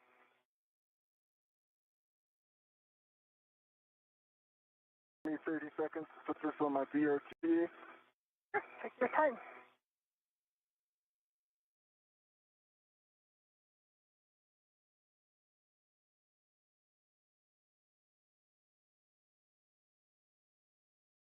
This is Mission Control Houston. You just heard NASA astronaut Neil Menon reference a BRT, that is the body restraint tether. Each crew member is tethered to 2 parts at any given time. They also have a unit known as a SAFER, or Simplified Aid for EVA Rescue. And you are good, go. Copy, go. Okay, and Neil will have you kind of go to the aft side, and Sofie for the forward side, so you can lead that translation. And I was planning on rotating towards the starboard side. Did you want me to go aft or starboard okay? Forward, starboard. Yes, that's fine. We like your plan.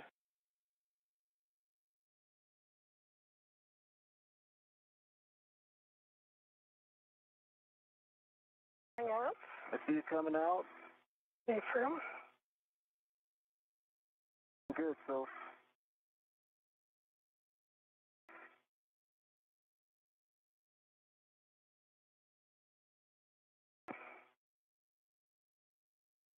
I can see your pliss hitting the hatch. So Yeah, I'm working it. okay.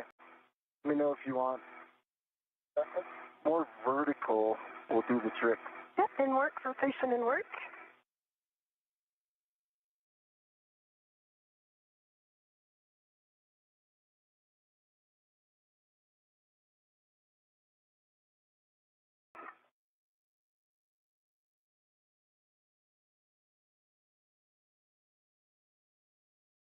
This is Mission Control Houston. EV2, which today is ESA astronaut Sofie Adeno, is now making her way outside of the Quest airlock, and you can see And clean. Copy. You?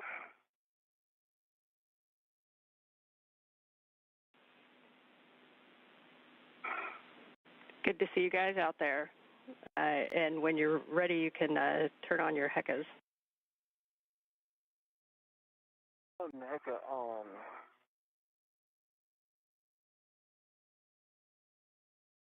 this is Mission Control Houston. Both NASA astronaut Neil Menon and ESA astronaut Sofie Adeno are now outside of the International Space Station. Copy, and close the thermal cover. I'm just relocating my left waist tether. You heard them referencing a HECA, that stands for the HD EMU camera assembly, basically the cameras that are attached to their spacesuits that you will see point of view camera views during today's spacewalk. Good. All right, so you're clear, so we can close the thermal cover, correct? Yep. Okay, I'm going to kick it your way. And I'm pushing it. Nice. Nice.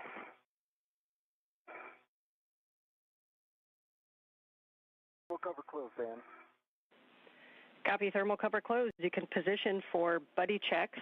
And just one note for Sophie, we believe we saw your left safer handle up slightly, so if you could double check that one. And for both of you, we'll need HECAs, MWS tabs, safer handles, and then clear tethers and tools.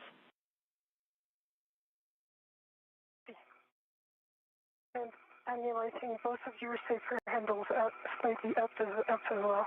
Okay. Just we'll take a moment and do a confirmation. We're still, I can see your right down. Okay, my left is down as well now. Give me a second to... Sure.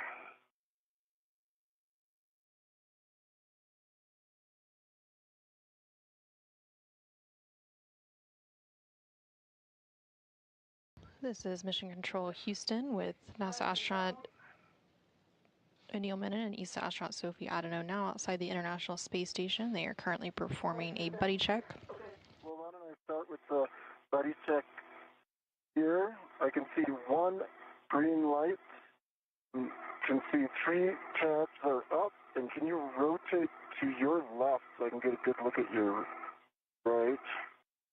Okay, that right safer's down. Can you rotate the other way? Double check. I can see it, and it is down. Taking a good look at your tethers, will you give us your hat? The hat is dry. I know your tethers are in a good config. Double checking. In good config. All right, let me do the buddy checks for you.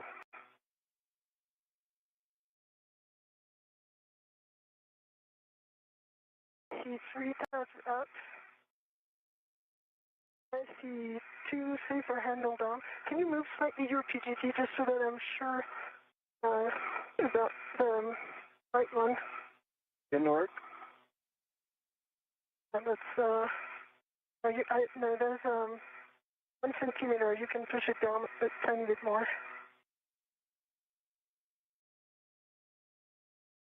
Is it parallax? I'm putting a lot of pressure on it. Okay, that's down. Okay, I see 1 good green light. I see your 2 helmet lights for the lights. And your tethers look good. I see the acrylic bag, which looks good as well. I like that. I'm going to move to the forward, starboard side to clear some room for you. Copy. And Anil will take a baseline hat from you as well. Hat's dry. Okay, we see good buddy checks on both of you. So at this time, you are go to start translating. Sophie, you are going to lead the translation, and you're going to the port Cedar Cart. Anil, you're heading to S1 for the APFR setup. Okay, leading the translation. And as you do this translation, just keeping an eye on the tethers to make sure that they go where you want them to go.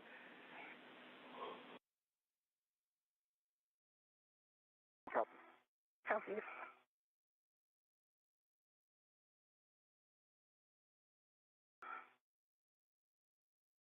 This is Mission Control Houston. We did just hear confirmation that NASA astronaut Neil Menon and ESA astronaut Sofie Adeno have completed their buddy checks. During those buddy checks, each of the crew members examined the other one's suits and tethers to make sure that everything was in order before they began moving away from the airlock. They also reported on their baseline HAP status, and the HAP is the helmet absorption pad inside of their EMU, or the extravehicular mobility unit. They're now moving into the next portion of today's spacewalk procedures. And during this part, NASA astronaut Neil Menon will make his way to the APFR, which is the adjustable portable foot restraint, which will be attached to the space station's robotic manipulator system, which is the candidate arm to robotic arm.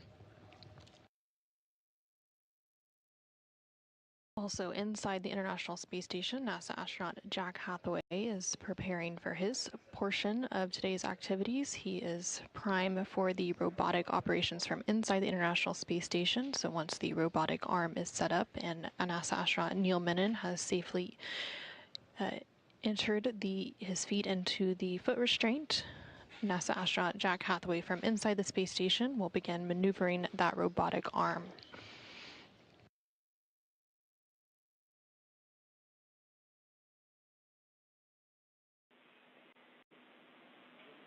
And a reminder to both of you as you approach Phase 1 to avoid inadvertent contact with the deployed TUS cable, zenith and nadir of the cedar rails. Copy, mindful of TUS cable. Copy.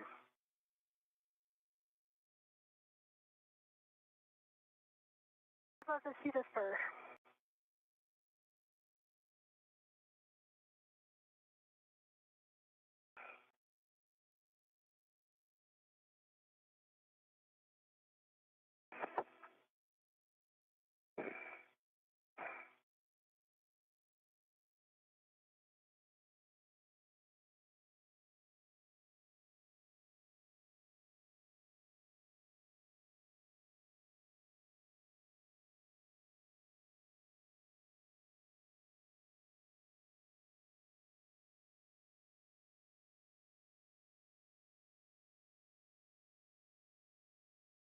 Sorry.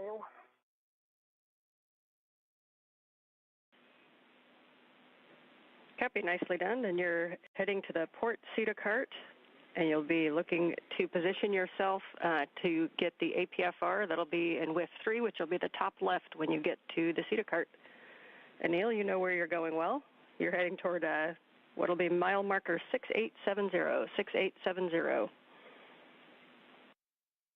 6870.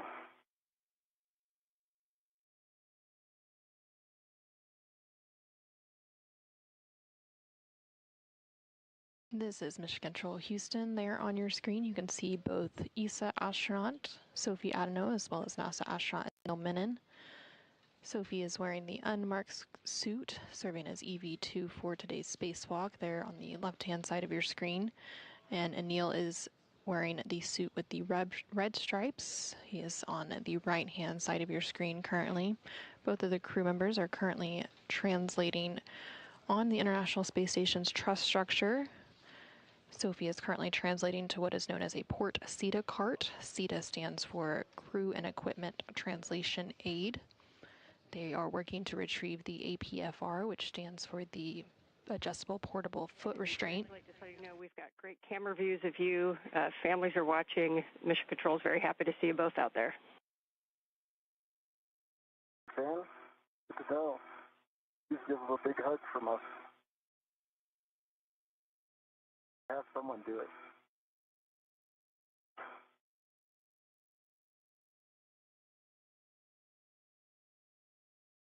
CETA cart.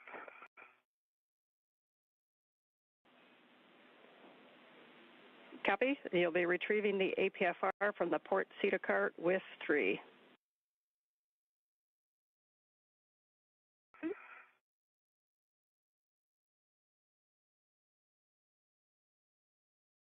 And you did just hear ESA astronaut Sophi Adeno call down and say that she had reached that port CETA cart. Again, that is the Crew and Equipment Translation Aid outside of the International Space Station, which is where the...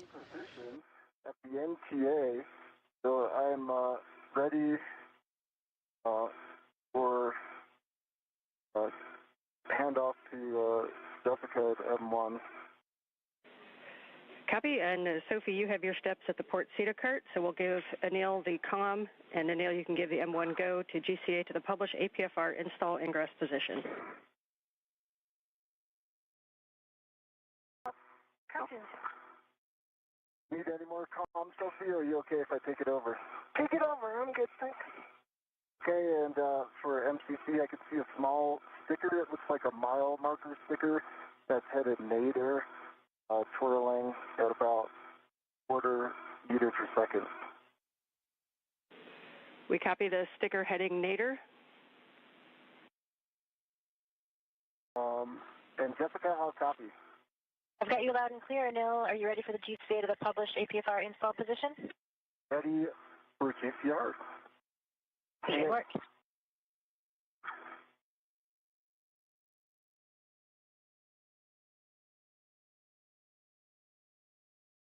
I know you've got good clearances, Jessica, but I've also got good clearances, and I'll keep you abreast.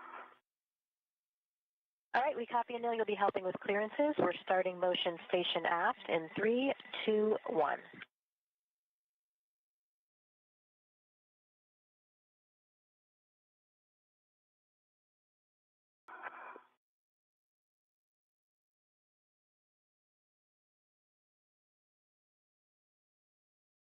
This is Mission Control Houston.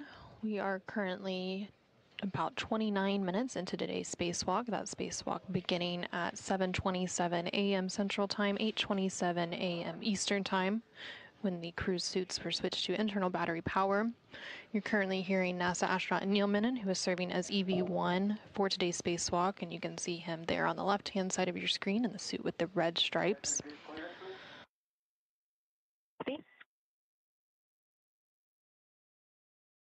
2 centimeters to go.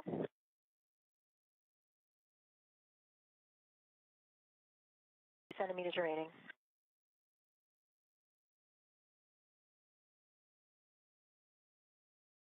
NASA astronaut Neil Menon is currently speaking with. We're ramping out. We are at the published position. Will that work for you? It worked last time, so I call GCA complete. Okay, stand by for break. Anil is currently speaking with NASA astronaut Jessica Meir. Go for APFR install and ingress. Okay, Sophie, we see you working the APFR. You can just bring that toward Anil when it's ready. And Anil, I'm ready to work your tether swap. Once you have your waist tether down, let me know and I'll read you steps. Waist tether is down. Copy. You can lock your green hook on your red reel. Okay, green hook is locked on my red reel. You can retrieve the yellow hook from the green reel and stow it on the SSRMS Lee tether point, checking gates and hooks.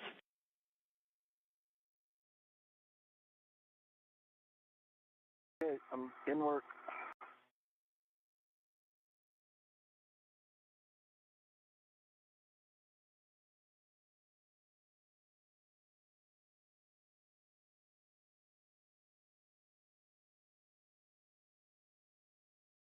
This is Mission Control Houston. You're now seeing the helmet camera, which is the HECA, on NASA astronaut Neil Menon's spacesuit.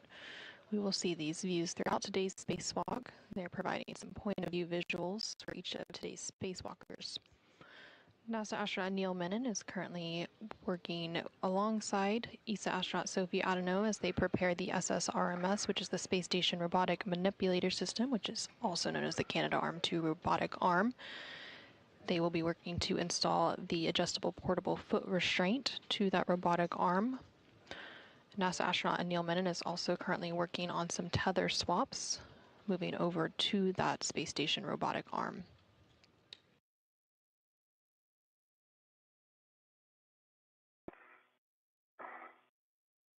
I'm on my line for you, Anil. Okay.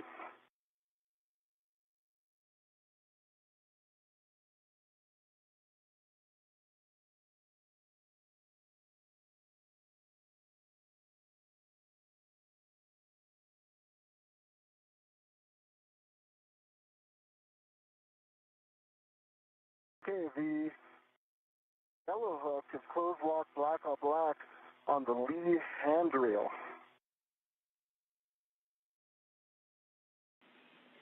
Copy. Check that your red reel is unlocked.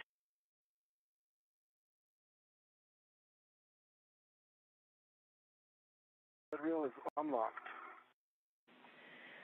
Copy. You can lock your green reel.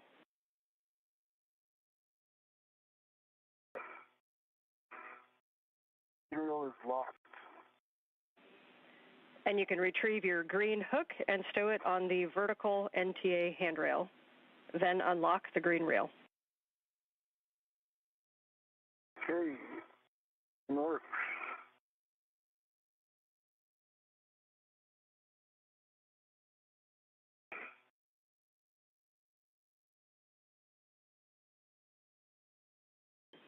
And Sophie, as Neil does that, if you want to look at the APFR, I can give you settings to confirm that we'll be using to install. Okay.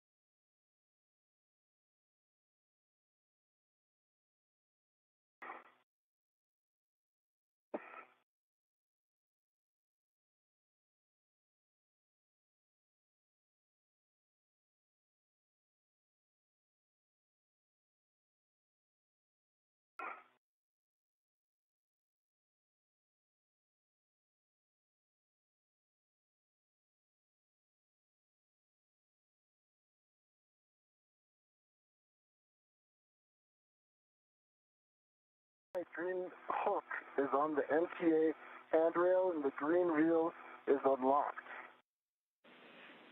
Copy, Neil. We are good with that tether path, so you guys can work together to install the APFR onto the arm. And you're looking for 12 Papa Papa Fox 6. That's 12 Papa Papa Fox 6. Confirm Papa Papa Fox 6 confirmed. So we are good, and I confirm pitch knob can be depressed. Okay, I'm Copy, in a good pitch knob, spot thanks. then, Sophie. If you can send it my way, once I have control of it. Yes, sending it your way. Okay, I have control. Yes. Put on your ret if you can. Yes. Just going to position it.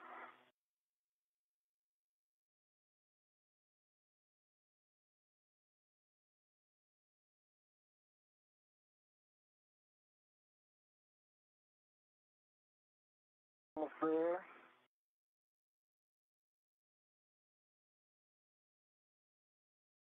This is Mission Control Houston. We're about 36 minutes into today's spacewalk. Black and color, black on black. Good pull, good twist test. And I'm going to release this ret to you, okay? Okay, and I am ready.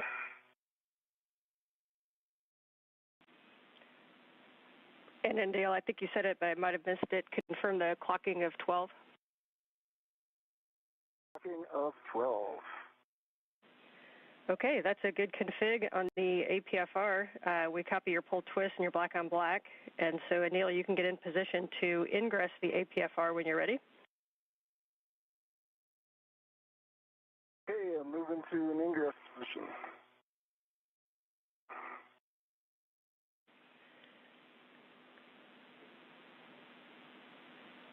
We copy. And Sophie, if you want to wait and just make sure Anil's in a good position prior to starting your translation, you may. Copy. Observing. And so you know you guys are working incredibly efficiently right now. So we're just over half the time that we've allotted for the arm setup, and you're just about done. So really nice work this morning. Jan. Thank you. Saving that for the boom.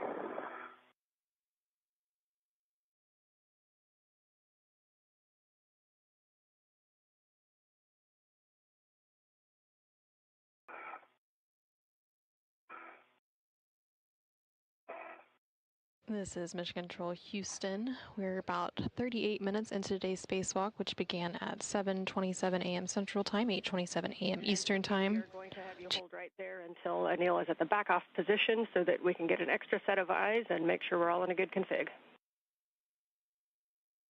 Observing and standing by. The crew outside of the International Space Station for today's spacewalk are NASA astronaut Neil Menon, who you can see there on the left-hand side of your screen in the suit with the red stripes. He is joined by ESA astronaut Sofie Adeno, who has the unmarked suit as EV2. They recently completed the installation of the APFR into the SSRMS, which is the articulating portable foot restraint onto the space station's robotic arm.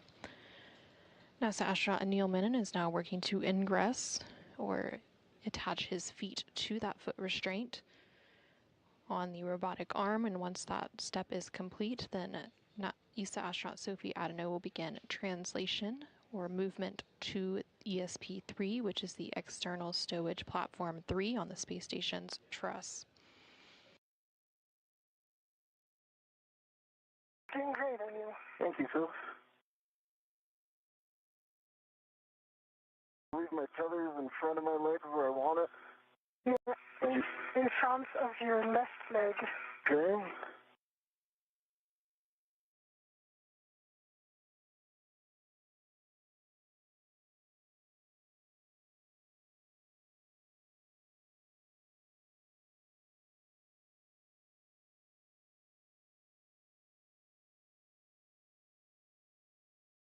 You confirm my heels?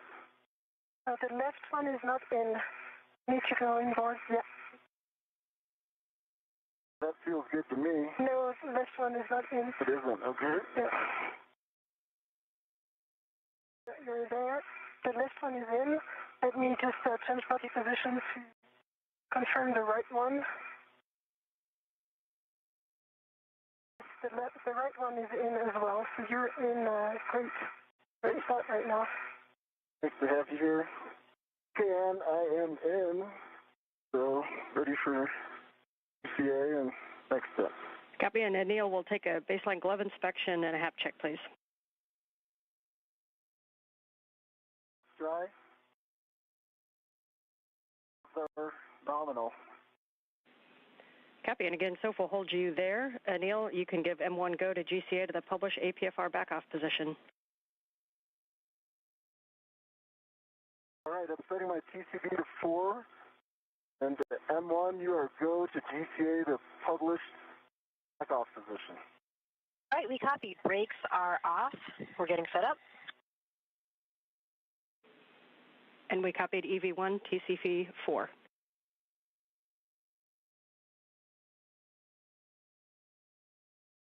We're starting motion station forward in 3, 2, 1. See motion, good motion. Confirm. Copy, continuing. Over 3 meters to go.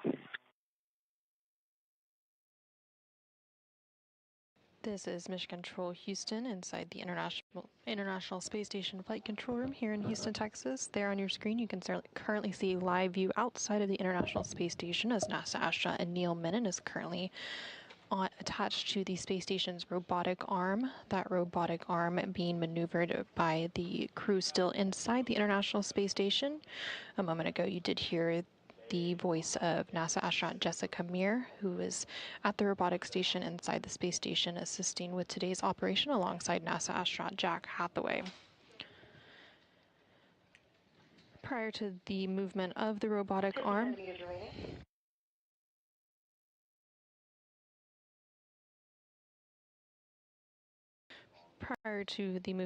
that robotic arm, NASA astronaut Neil Menon strapped his feet into an articulating portable foot restraint. Good to go. Once you're at the backup Oh, position. looks good. Sorry.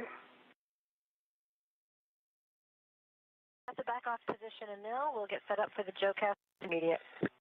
Okay. Okay, and with that, Sophie, as they get reconfigured, you are go to start your translation toward ESP3. Reminder as a warning to avoid contact with grapple fixtures. That's on the that's zenith of the FSE. So at this time, you can translate starboard under the MT, and you'll be dropping your green hook on handrail 3217, which is just on the outboard edge of the starboard Zeta cart. 3217. Good number.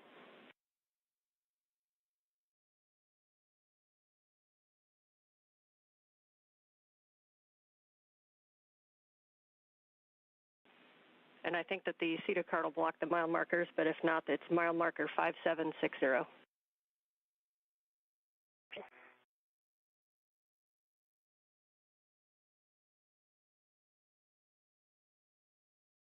This is Mission Control Houston. We're now just over 43 minutes into today's spacewalk. NASA astronaut Neil Menon, serving as EV1 in the suit with the red stripes on the upper center portion of your screen, is currently in the articulating portable foot restraint attached to the robotic arm on the space station.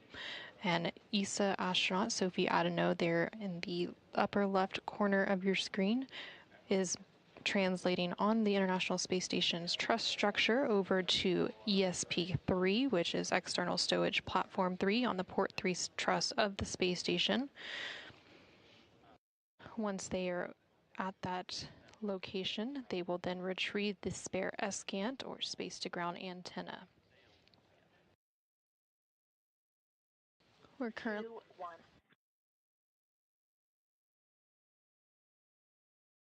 Good motion, good motion.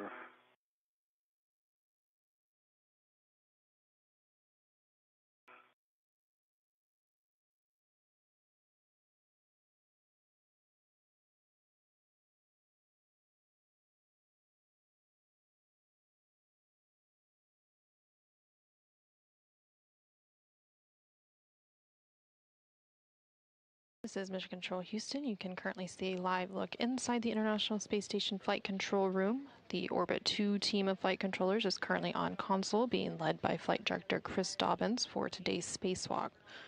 Back with you after a handover.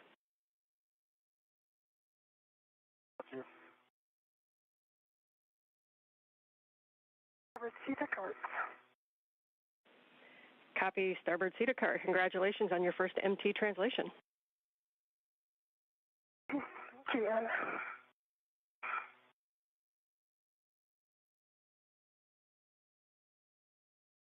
217 in sight and inward for agreement. Copy, Sophie.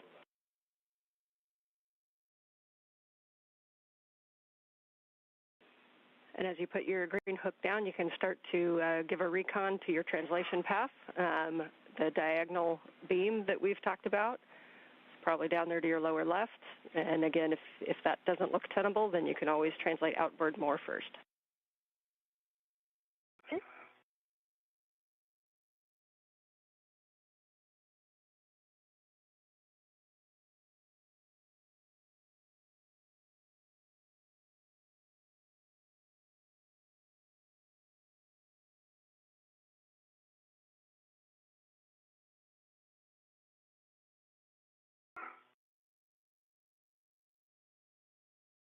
This is Mission Control Houston. Again, there on your screen, you're seeing a live view of the outside of the International Space Station. And there in the upper portion of your screen, you can see the space station's robotic arm, which is attached to the end of that robotic arm, and an articulating portable foot restraint is NASA astronaut Neil Menon, who today is serving as EV1. Neil and EV2, which today is ESA astronaut Sofie Adeno, are currently making their way over to External Stowage Platform 3, or ESP3, on the Port 3 truss of the space station to retrieve the spare space-to-ground antenna, or SCANT. Copy, green hook on 3217. Nicely done. So you can continue your translation starboard And you can use that diagonal I-beam if you'd like, or let us know if you choose to go starboard first. Okay. I'm going to choose symmetrical diagonal compared to the one that we've reached. There are far less cables, and my body position as well as feathers will be much better. Okay, anything else intermediate, I know. Okay.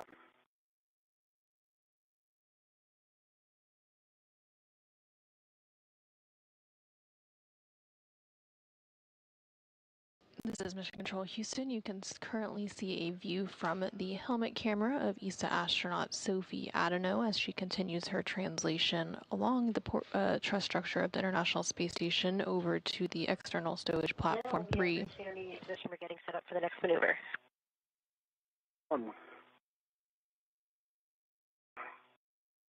And you also just heard some. And Sophi, if you're going to take the 90-degree path, you're looking for mile marker 5490, and you should see an I-beam headed straight down toward Earth that has WIF 19 on it. That's mile marker 5490. 490 inside. So I'm not going to take this one. I'm going to take the opposite diagonal. Copy, the opposite diagonal, and if you head out that direction, there's also would be a handrail path just inboard of the Sarge that can take you down later also.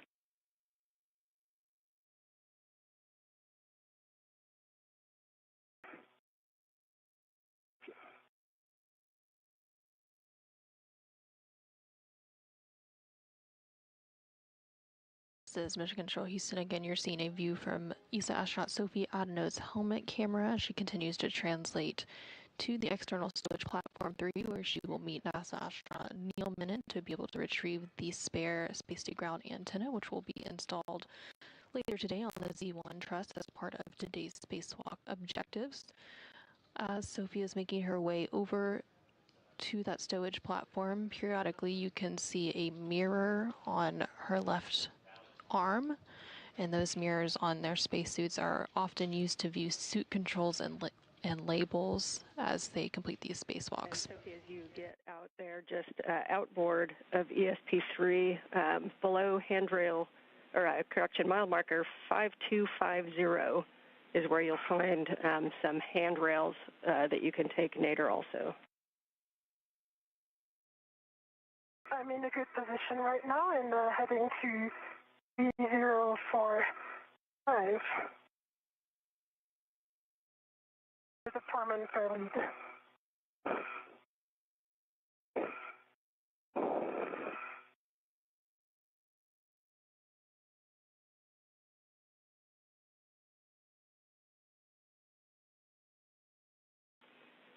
Copy, we see you. Nicely done.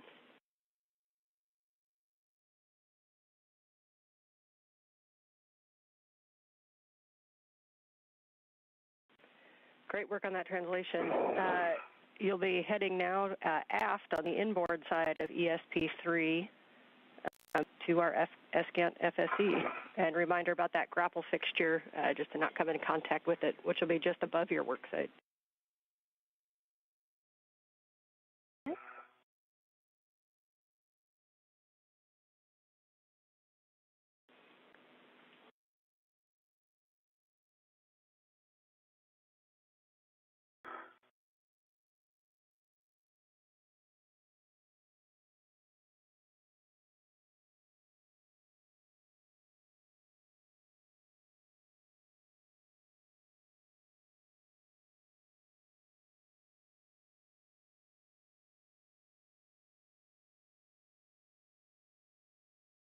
No, we're ready to take you to the ESP3 position. We're starting motion in 3, 2, 1.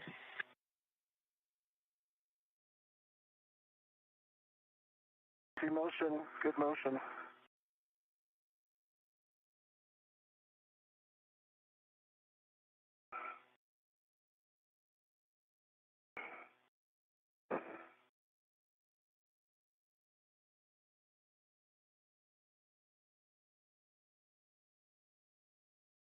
This is Mission Control Houston. We're just over 52 minutes into today's spacewalk, which officially began at 7:27 a.m. Central, 8:27 a.m. Eastern Time.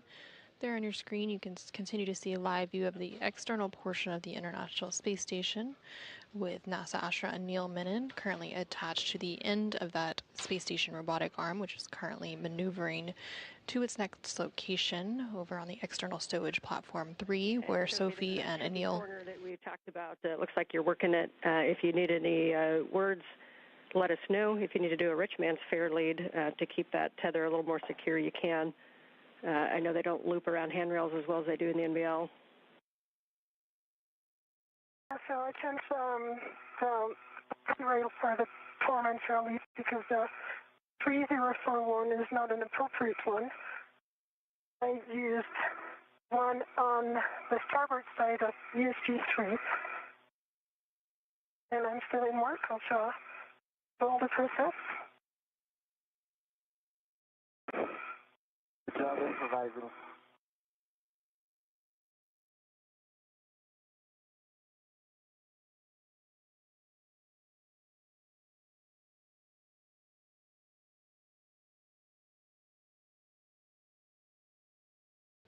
This is Mission Control Houston. There on your screen, you can see a side-by-side view of both of the spacewalkers' helmet cameras. So there on the left-hand side of your screen is the helmet camera of NASA astronaut Neil Mennen, who today is serving as EV1. He is currently attached to the space station's robotic arm with his feet attached to the articulating portable foot restraint as he makes his way over to ESP3, which is external stowage platform number 3, where both Anil and Sophie will be retrieving the spare S-Scant or space-to-ground antenna for installation later today on today's spacewalk. On the right-hand side of your screen there, you can see the helmet camera for Sophie Adeno, who again is a European Space Agency astronaut who is serving as EV2 for today's spacewalk. Nice job working that corner. You'll see 8305 is off to your right, and that should lead you straight up to the FSE.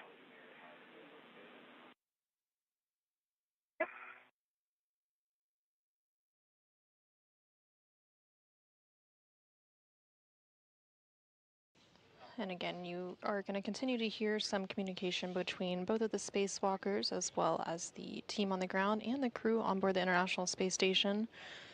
So here on the ground IV will be the main person communicating. It was quite an adventure.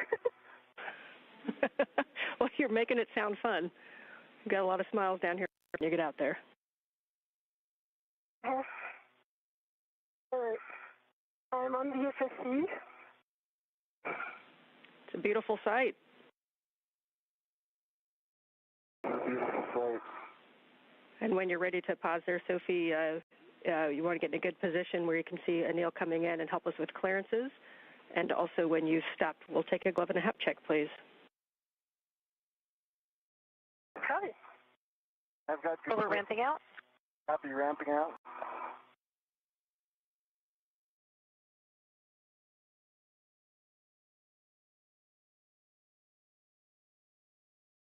This is Mission Control Houston. ESA astronaut Sophie Adeno has made her way over to external stowage platform at number 3, or ESP3. And she was communicating with the ground IV, who for today's spacewalk is NASA astronaut Ann McLean here in Mission Control Houston. I have a good view on Anil on the weather antenna on the grapple fixture. The 2 grapple fixtures, so I'm in a very good condition to get clearances. I've also got good clearances, and I'm tracking my crew lock bag and the antenna as well. Okay, and a reminder, Sophie, you can help us out with the clearances to the WEDA with Anil and also to those 2 different grapple fixtures, the one that'll be past his head and then the one that'll be on his left side. Good clearance view. I think I've got really good clearance to the one past my head.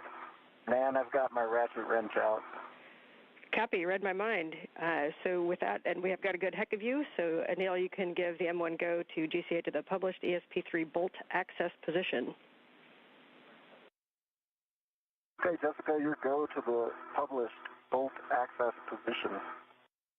Okay, we copy, Anil. This is going to bring you body left, and I can see your crew lock bag just off to the left of your helmet there. Assume you've got eyes on that. Got eyes on it, Jessica. Thank you.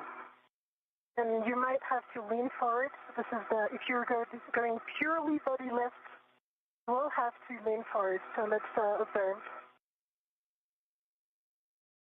A lot of range forward. Okay, Anil, we're starting motion in 3, 2, 1.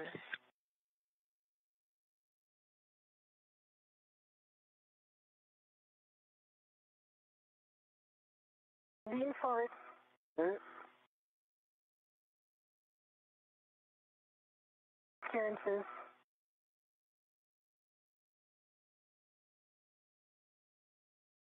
Continue leaning forward. That's good. Body position. Watch my left shoulder, and I'll keep good distance from the new dish. The first thing is the bottom of your spacer, but it's good right now. So keep leaning. That's great. Okay.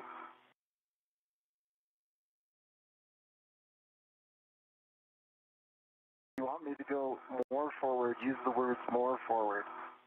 Copy. You're good. The next closest thing is going to be close to your head. I see it. Observe, yes, the dish.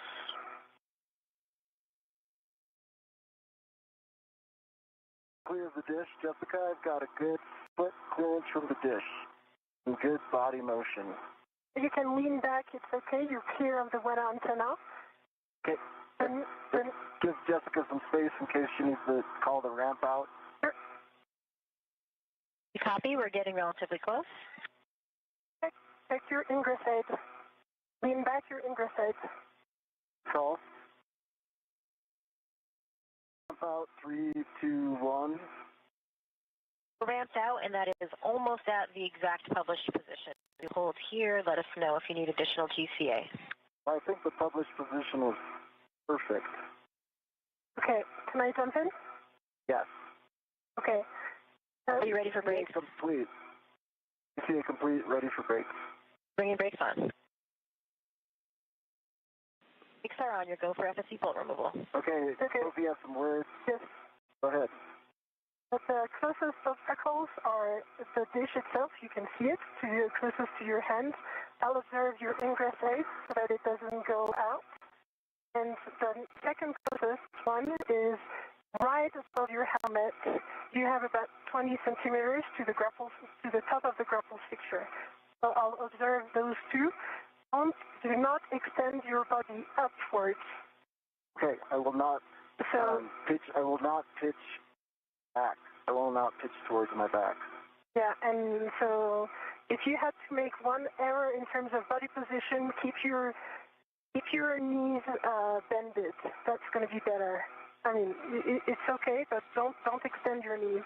Okay. Okay, good word, Sofie. Thank you. And Anil, you've verified reach the FSC bolts, so you can now ret to the SGANT T-handle. And Sofie will take that glove and hap check, please. Okay, inward.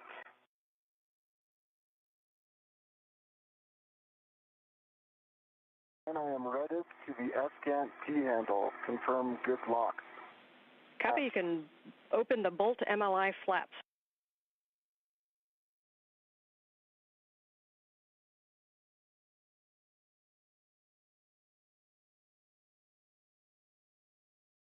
Nominal half dry. Copy. Thank you, Starboard Sofie. open. Port open. Okay, just as a caution, confirm that there's no platform motion before each brake torque attempt. So for Sofie, you're just going to be assisting and helping with those clearances. Anil, you can use the ratchet wrench to brake torque on the FSC bolts. Reminder that we're going to kind of go back and forth. So we're going to brake a half. We're going to go the other bolt and brake one turn, and then we're going to go back. So your first release is going to be exactly a half a turn on FSC bolt 2, which is the one that is closest to the FSC on the starboard side. Half turn on bolt number 2. Half turn, bolt 2, starting now. Starboard bolt. Yeah, that's concurred. That's the correct one.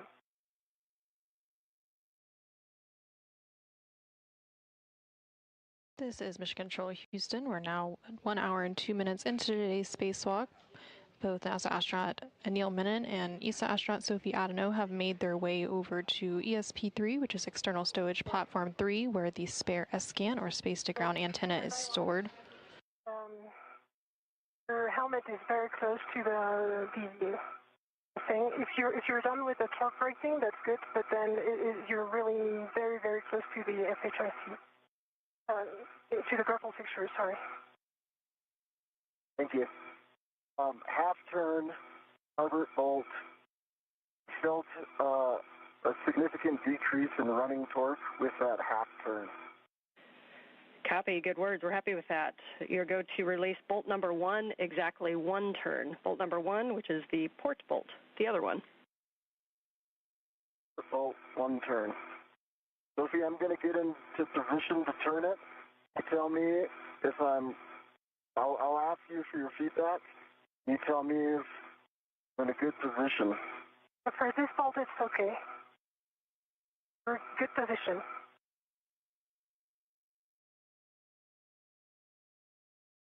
There on the right-hand side of your screen, you can see the helmet camera of ESA astronaut Sofie Adeno as she looks on at NASA astronaut Anil Menon as he works to break the torque using a ratchet wrench on the FSE bolts, which stands for Flight Support Equipment. There's 2 different FSE bolts that are holding the spare space-to-ground antenna in place. So he is currently working to release the second of those FSE bolts.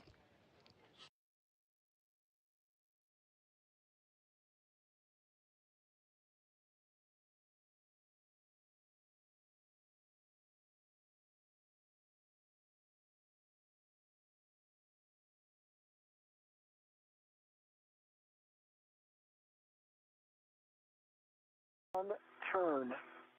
Bolt 1, port bolt, significant decrease in running torque after the first half turn. Okay, copy. Good words. So you can stow the ratchet wrench in the crew lock bag and retrieve your PGT. And Sophie, as he's doing this, reminder that when he releases, we're going to have you in a position to stabilize the S-scan. We don't mind if you go on the zenith or nadir side, but we're thinking maybe the nadir side to get to a T-handle, but your call on which side is easier to get out to. Yeah, I'm getting ready to go to the nadir side. The only down thing that I see about that is that I won't be able to observe the grapple fixture, which is the first obstacle. If you want to give some margin, because with the arm movements, there is some, it's very close. So we'd need some body down of the arm. I think I have good intuitive awareness now, so I'll just keep this same distance from the bolts. Your call on what you guys saw on the Hecka, and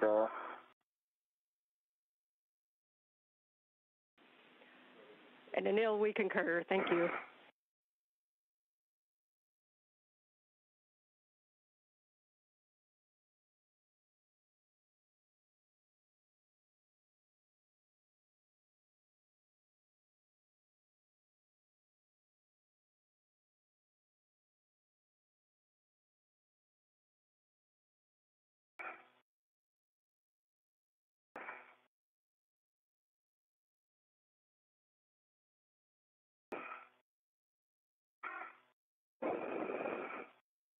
PGT is out and CAL 41 volts.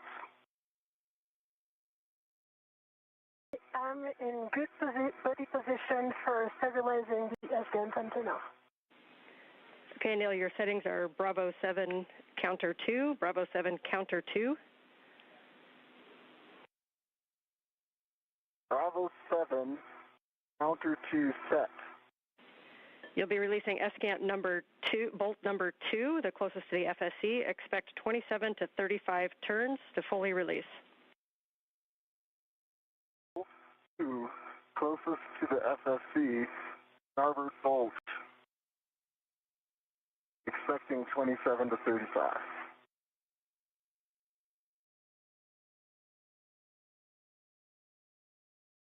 This is Mission Control Houston. There on your screen you can see the helmet camera of NASA astronaut Neil Menon while he is using the PGT, which is the pistol grip tool. This tool is used to bolt and unbolt various items on the external portion of the International Space Station and will be referenced throughout today's spacewalk. While he completes the release of this FSE, or Flight Support Equipment Bolt number 2, using that pistol grip tool, ESA astronaut Sophi Adeno is currently stabilizing the space-to-ground antenna while the final bolt is released.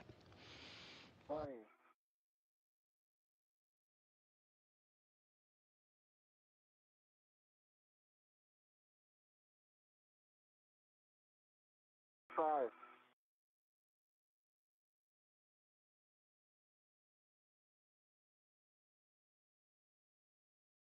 Three.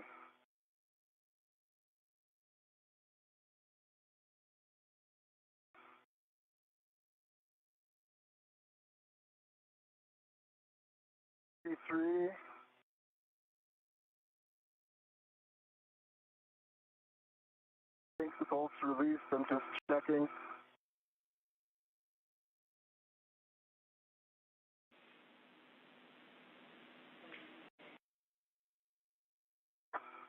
Okay, bolt releases to a hard stop, correct? NA firm, yeah, we don't expect it to pop out. It's just to the hard stop. So we agree with you that that one is released. For Sophi, you'll be stabilizing the S-cant while Anil releases the final bolt. For Anil, this is a good time to check because you'll have, before your translation, or correction, your arm maneuvers. So if you need to adjust your TCV, visors, heaters, making sure your ingress 8 is tucked in. And we'll take a glove and a half check. Okay, and work, Ann.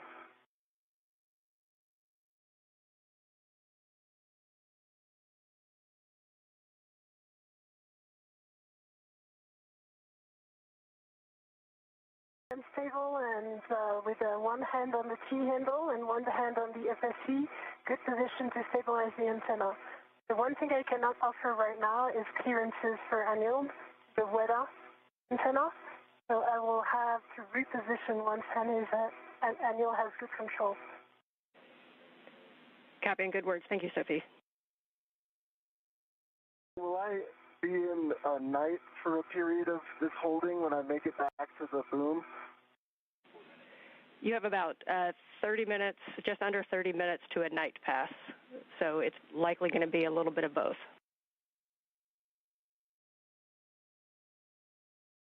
I'm trying to determine whether to put on my glove heaters or not. I think I'll leave them off. Okay, we copy. All right, I'm in a good spot, and TCV unchanged at 4. Ingress 8 talk, glove nominal, and the visor is down. Copy and HAP check. HAP is dry. Copy. This time, Sophi can give Anil the go to release the final bolt. Same settings, Bravo 7 counter 2, expecting again 27 to 35 turns. Anil, stand by. Your left paper handle is up.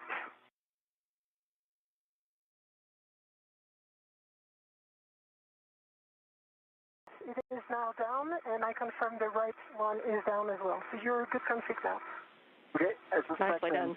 Doing that when I'm touching the BRT shoulder joint. Okay. Let's just keep an eye on it. I'll keep an eye. Don't worry. Got you.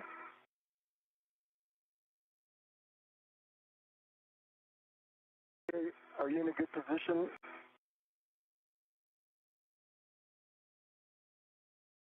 I'm in a good position. You are go to release the bolt. Copy, go. We concur.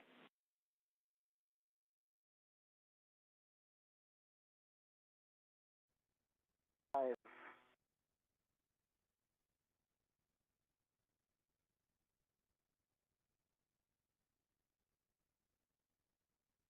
One.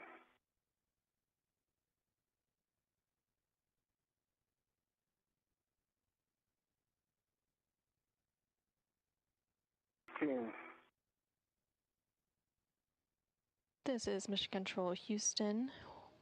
We are now about an hour and 12 minutes into today's spacewalk. NASA astronaut Neil Menon, who is serving as EV1 for today's spacewalk, is currently working to release the final bolt holding the spare S-scan or space-to-ground antenna in place on the external stowage platform number 3. Once that bolt is released, they will be able to go ahead and relocate that spare antenna to its new permanent home on the Z1 truss of the International Space Station. Copy, Bolt 1 is released. You can stow your PGT.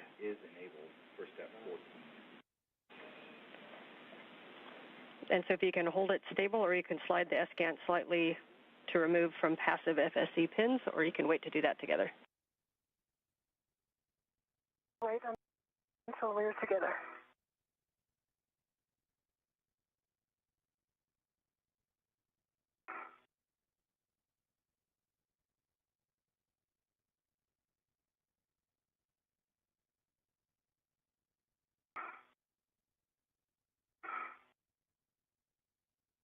The PGT is stowed. Got a hand on the S-cant. Have control of the S-cant. Copy, you can slide it slightly toward you to remove from the passive FSE pins. You ready, Sophie, for this? I am ready. Okay. I felt it slide off the pin. It is released from the FSP. That's a beautiful sight. See, the rear plate is clear. It's clear, confirmed. Copy, rear plate is clear. Do you have controls? Okay, Sophie, you can get it back into position to maintain clearances. Okay, in work. And we heard that the rear plate is clear of the FSE, and it will maintain positive control. And when you guys are ready, you can give M1 the go to GCA to the published ESP3 backoff position.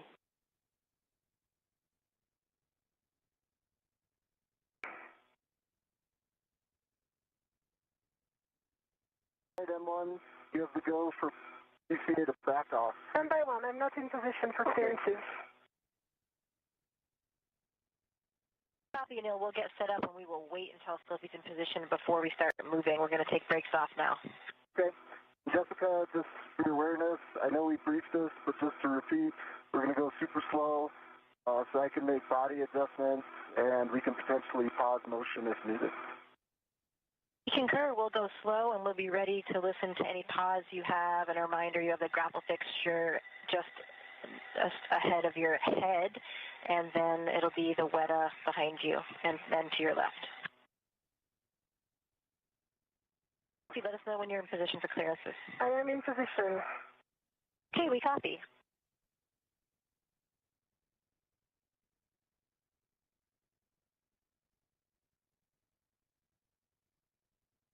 Okay, Anil and Sophie, we're starting motion in 3, 2, 1. So we'll be going back to the position you started in.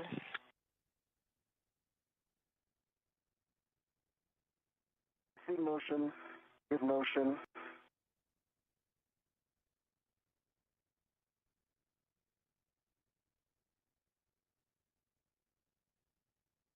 See you leaning forward, that's great. Scan is clear of SSE.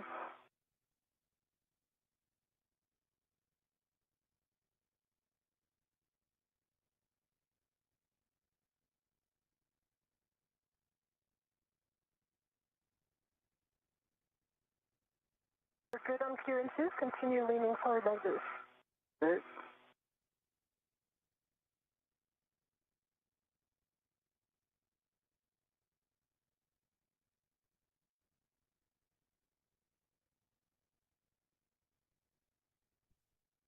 This is Mission Control Houston. We're now about an hour and 17 minutes into today's spacewalk, which began at 7:27 a.m. Central Time, 8:27 a.m. Eastern Time.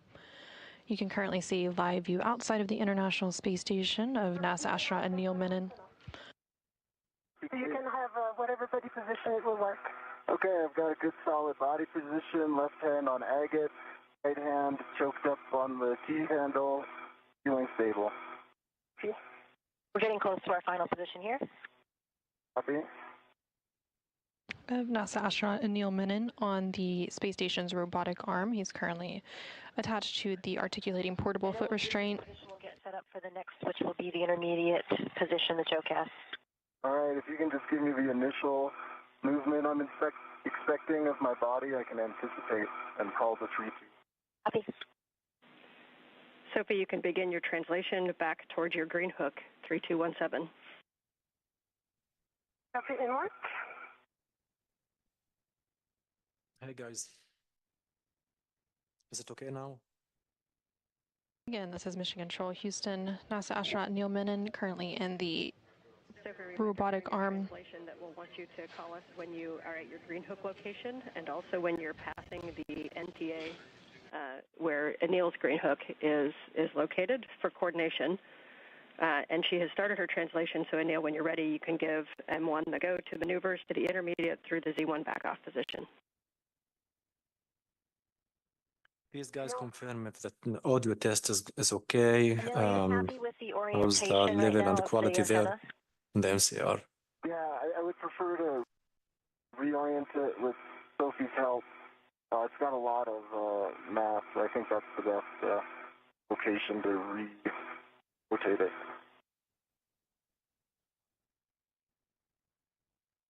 Yes, I'm happy. And you go for intermediate to Z1 back off.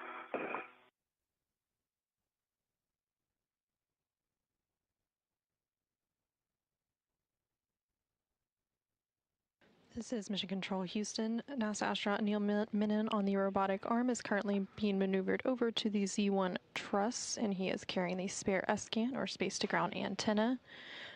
And the view you see now is of the helmet camera of ESA astronaut Sofie Adeno, who is also translating over to that Z1 truss location where the spare S-scan antenna will be installed. The International Space Station is Hello. currently in a Yes, very well, hearing you very pass. well. The Hello, International Space Mr. Station Ronald. experiences It's a 16 pleasure to have sunrises you and and sunsets Very every Agency day. interview this So to throughout comment today's on the spacewalk, last they development will in the go West through Bank. As several sunrises and sunsets. Right now, the International Space Station is traveling about 260 statute miles over the South Atlantic Ocean. This is going to be taking you body out, so basically backwards and a little bit right and down. Body backwards, copy. Okay. Thank you very much for the invitation, first of all. The Columbia Training Center is a unique vocational training facility that UNOWA has been operating for the last 70 years. It's located in occupied East Jerusalem, to the east of the separation barrier, very much between Jerusalem and Ramallah. So this training center has seen 6 unauthorized entries by Israeli authorities over the past 6 months, and today in the morning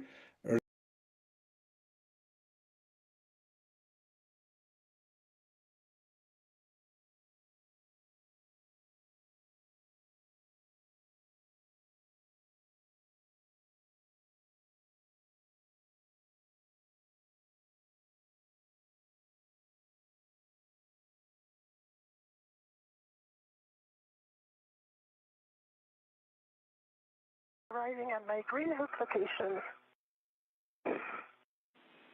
Copy, Sophie.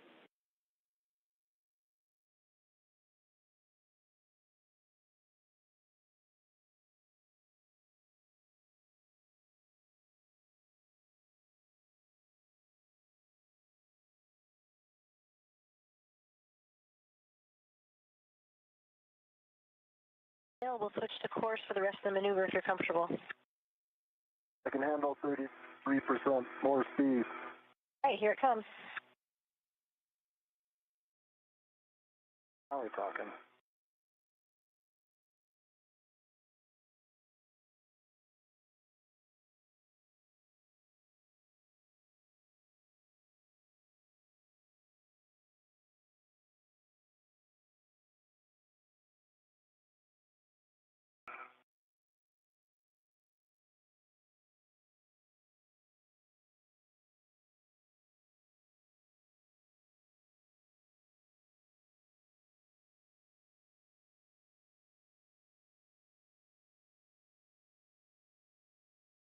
Check complete. Resuming translation. Copy, Sophie.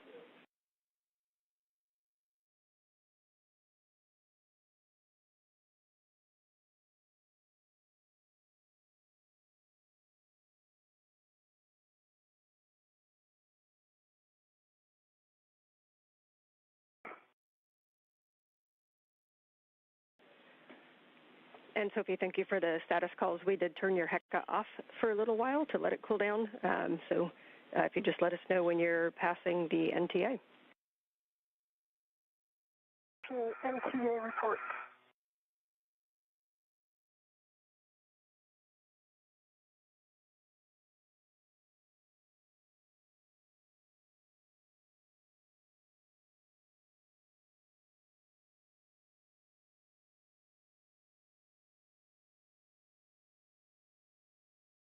This is Mission Control Houston. We're now an hour and 23 minutes into today's spacewalk. There in the upper left corner of your screen, you can see the space station's robotic arm. That robotic arm being maneuvered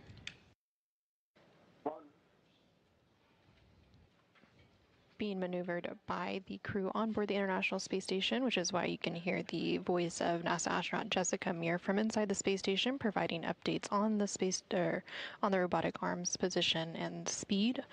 And there you can see NASA astronaut Neil Menon, who is attached to the end of the space station's robotic arm in an articulating portable foot restraint, and he is also carrying the spare SCANT, or space-to-ground antenna. The spare SCANT began over at the ESP-3, or External Stowage Platform 3, which was on the Port 3 truss of the International Space Station.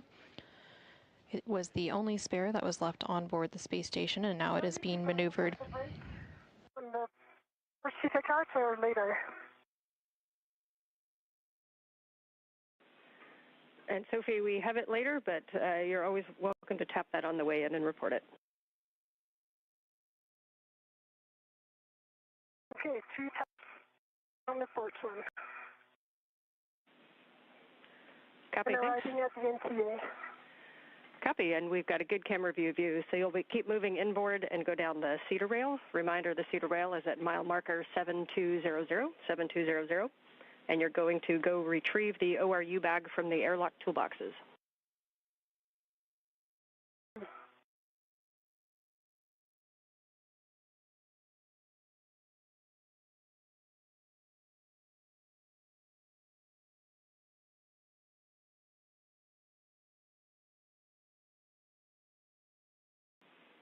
Sophie, as you come down to the airlock, just a reminder that Anil's tether is going to be strung down there, so just keep awareness of it and let us know if you have any issues or need to fair lead it. I think there will be some issue.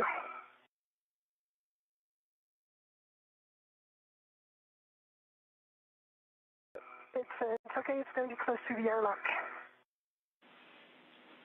Copy, and we're heading into a handover. See you on the other side.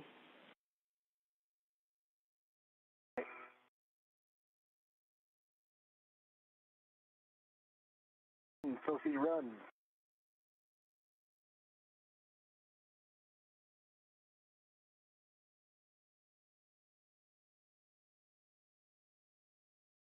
This is Mission Control Houston. We're currently in a brief but expected handover between satellites for the tracking and data relay satellite system. We do expect to regain those views here shortly.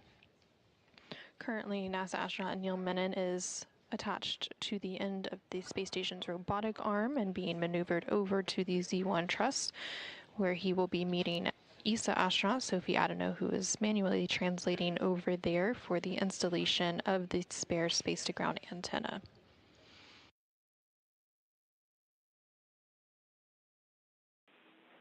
Back with you after the handover.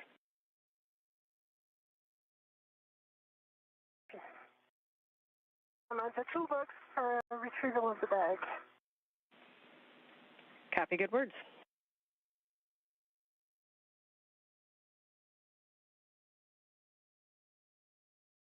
Friendly reminder, it's stacked down in 2 places. I see it. Thank you. Neil, we are ready to bring you to the next position. If you're ready, you're going to be moving body in and down and a little bit right. Are you ready for that maneuver? I'm ready. You go for Z1 back off. Okay, starting motion in 3, 2, 1. I see motion. Good motion. Control.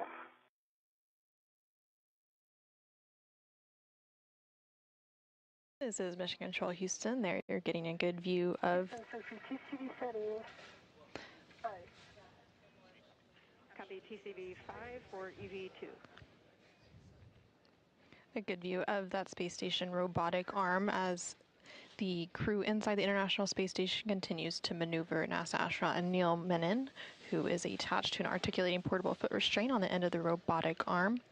He's being maneuvered over to the Z1 truss, and that will be the final location for the installation of the spare S-scan or space-to-ground antenna.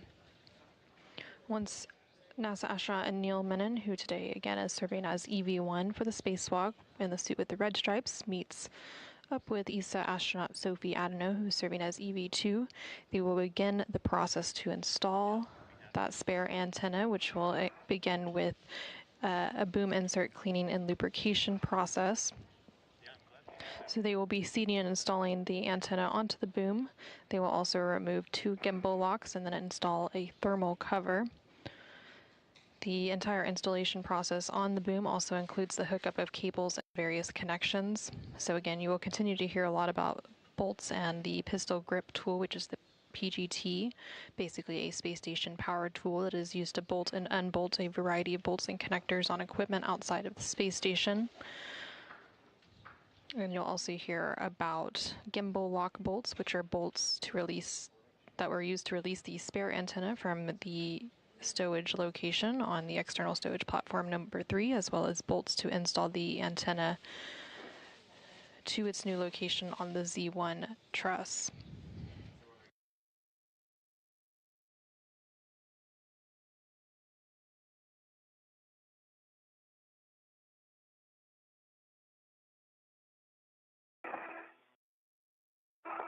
And Jessica, I've got good clearances to the boom and the failed antenna. Copy.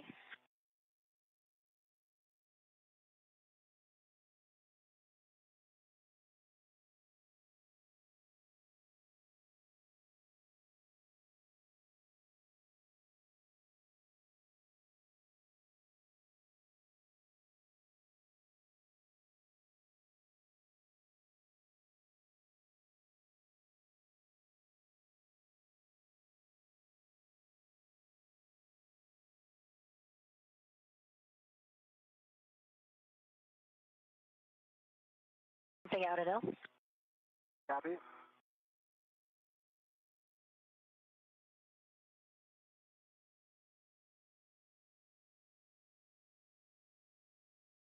Neil, this is where we talked about whether or not you're going to start reorienting. I am going to give it a try. Are you doing brakes on here? Negative, that's not in the plan, but we can if you need it. I don't think it matters. This is a hold point, correct? Well, Sofie gets up there. And this is the Z1 back off position. Yes. Okay. Yeah, and a reminder, I will attempt a reorientation. Yeah, and a reminder, you'll be here for a little while Sofie does the lubrication, and we are approaching a night pass. Thank you, Ann. And Sofie, when you have a free finger, could you cycle your HECA power, please?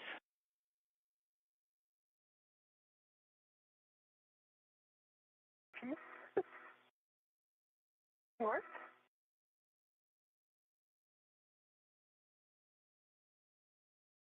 Flag is on the VRT and was about to resume translation and HECA is power cycle. Copy, and copy on the back. So you are go to move to the Z1 work site. You know that translation path well. Forward and up the airlock.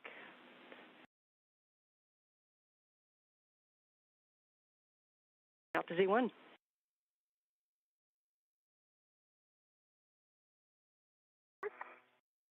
And we discussed this. I believe this is okay. I'm just double checking. I have put a ret on the agate handle hole. I'm going to release the ret from the T handle and do a rotation. Neil, we are good with that plan.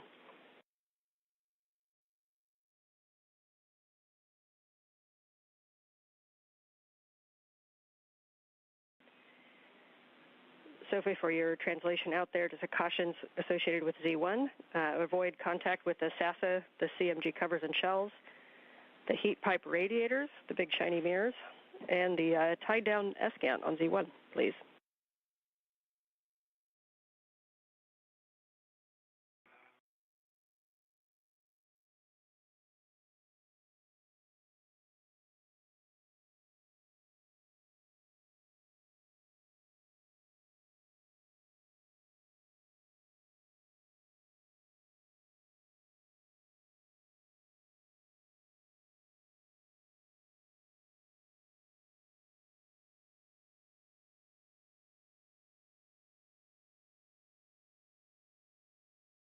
Your main translation.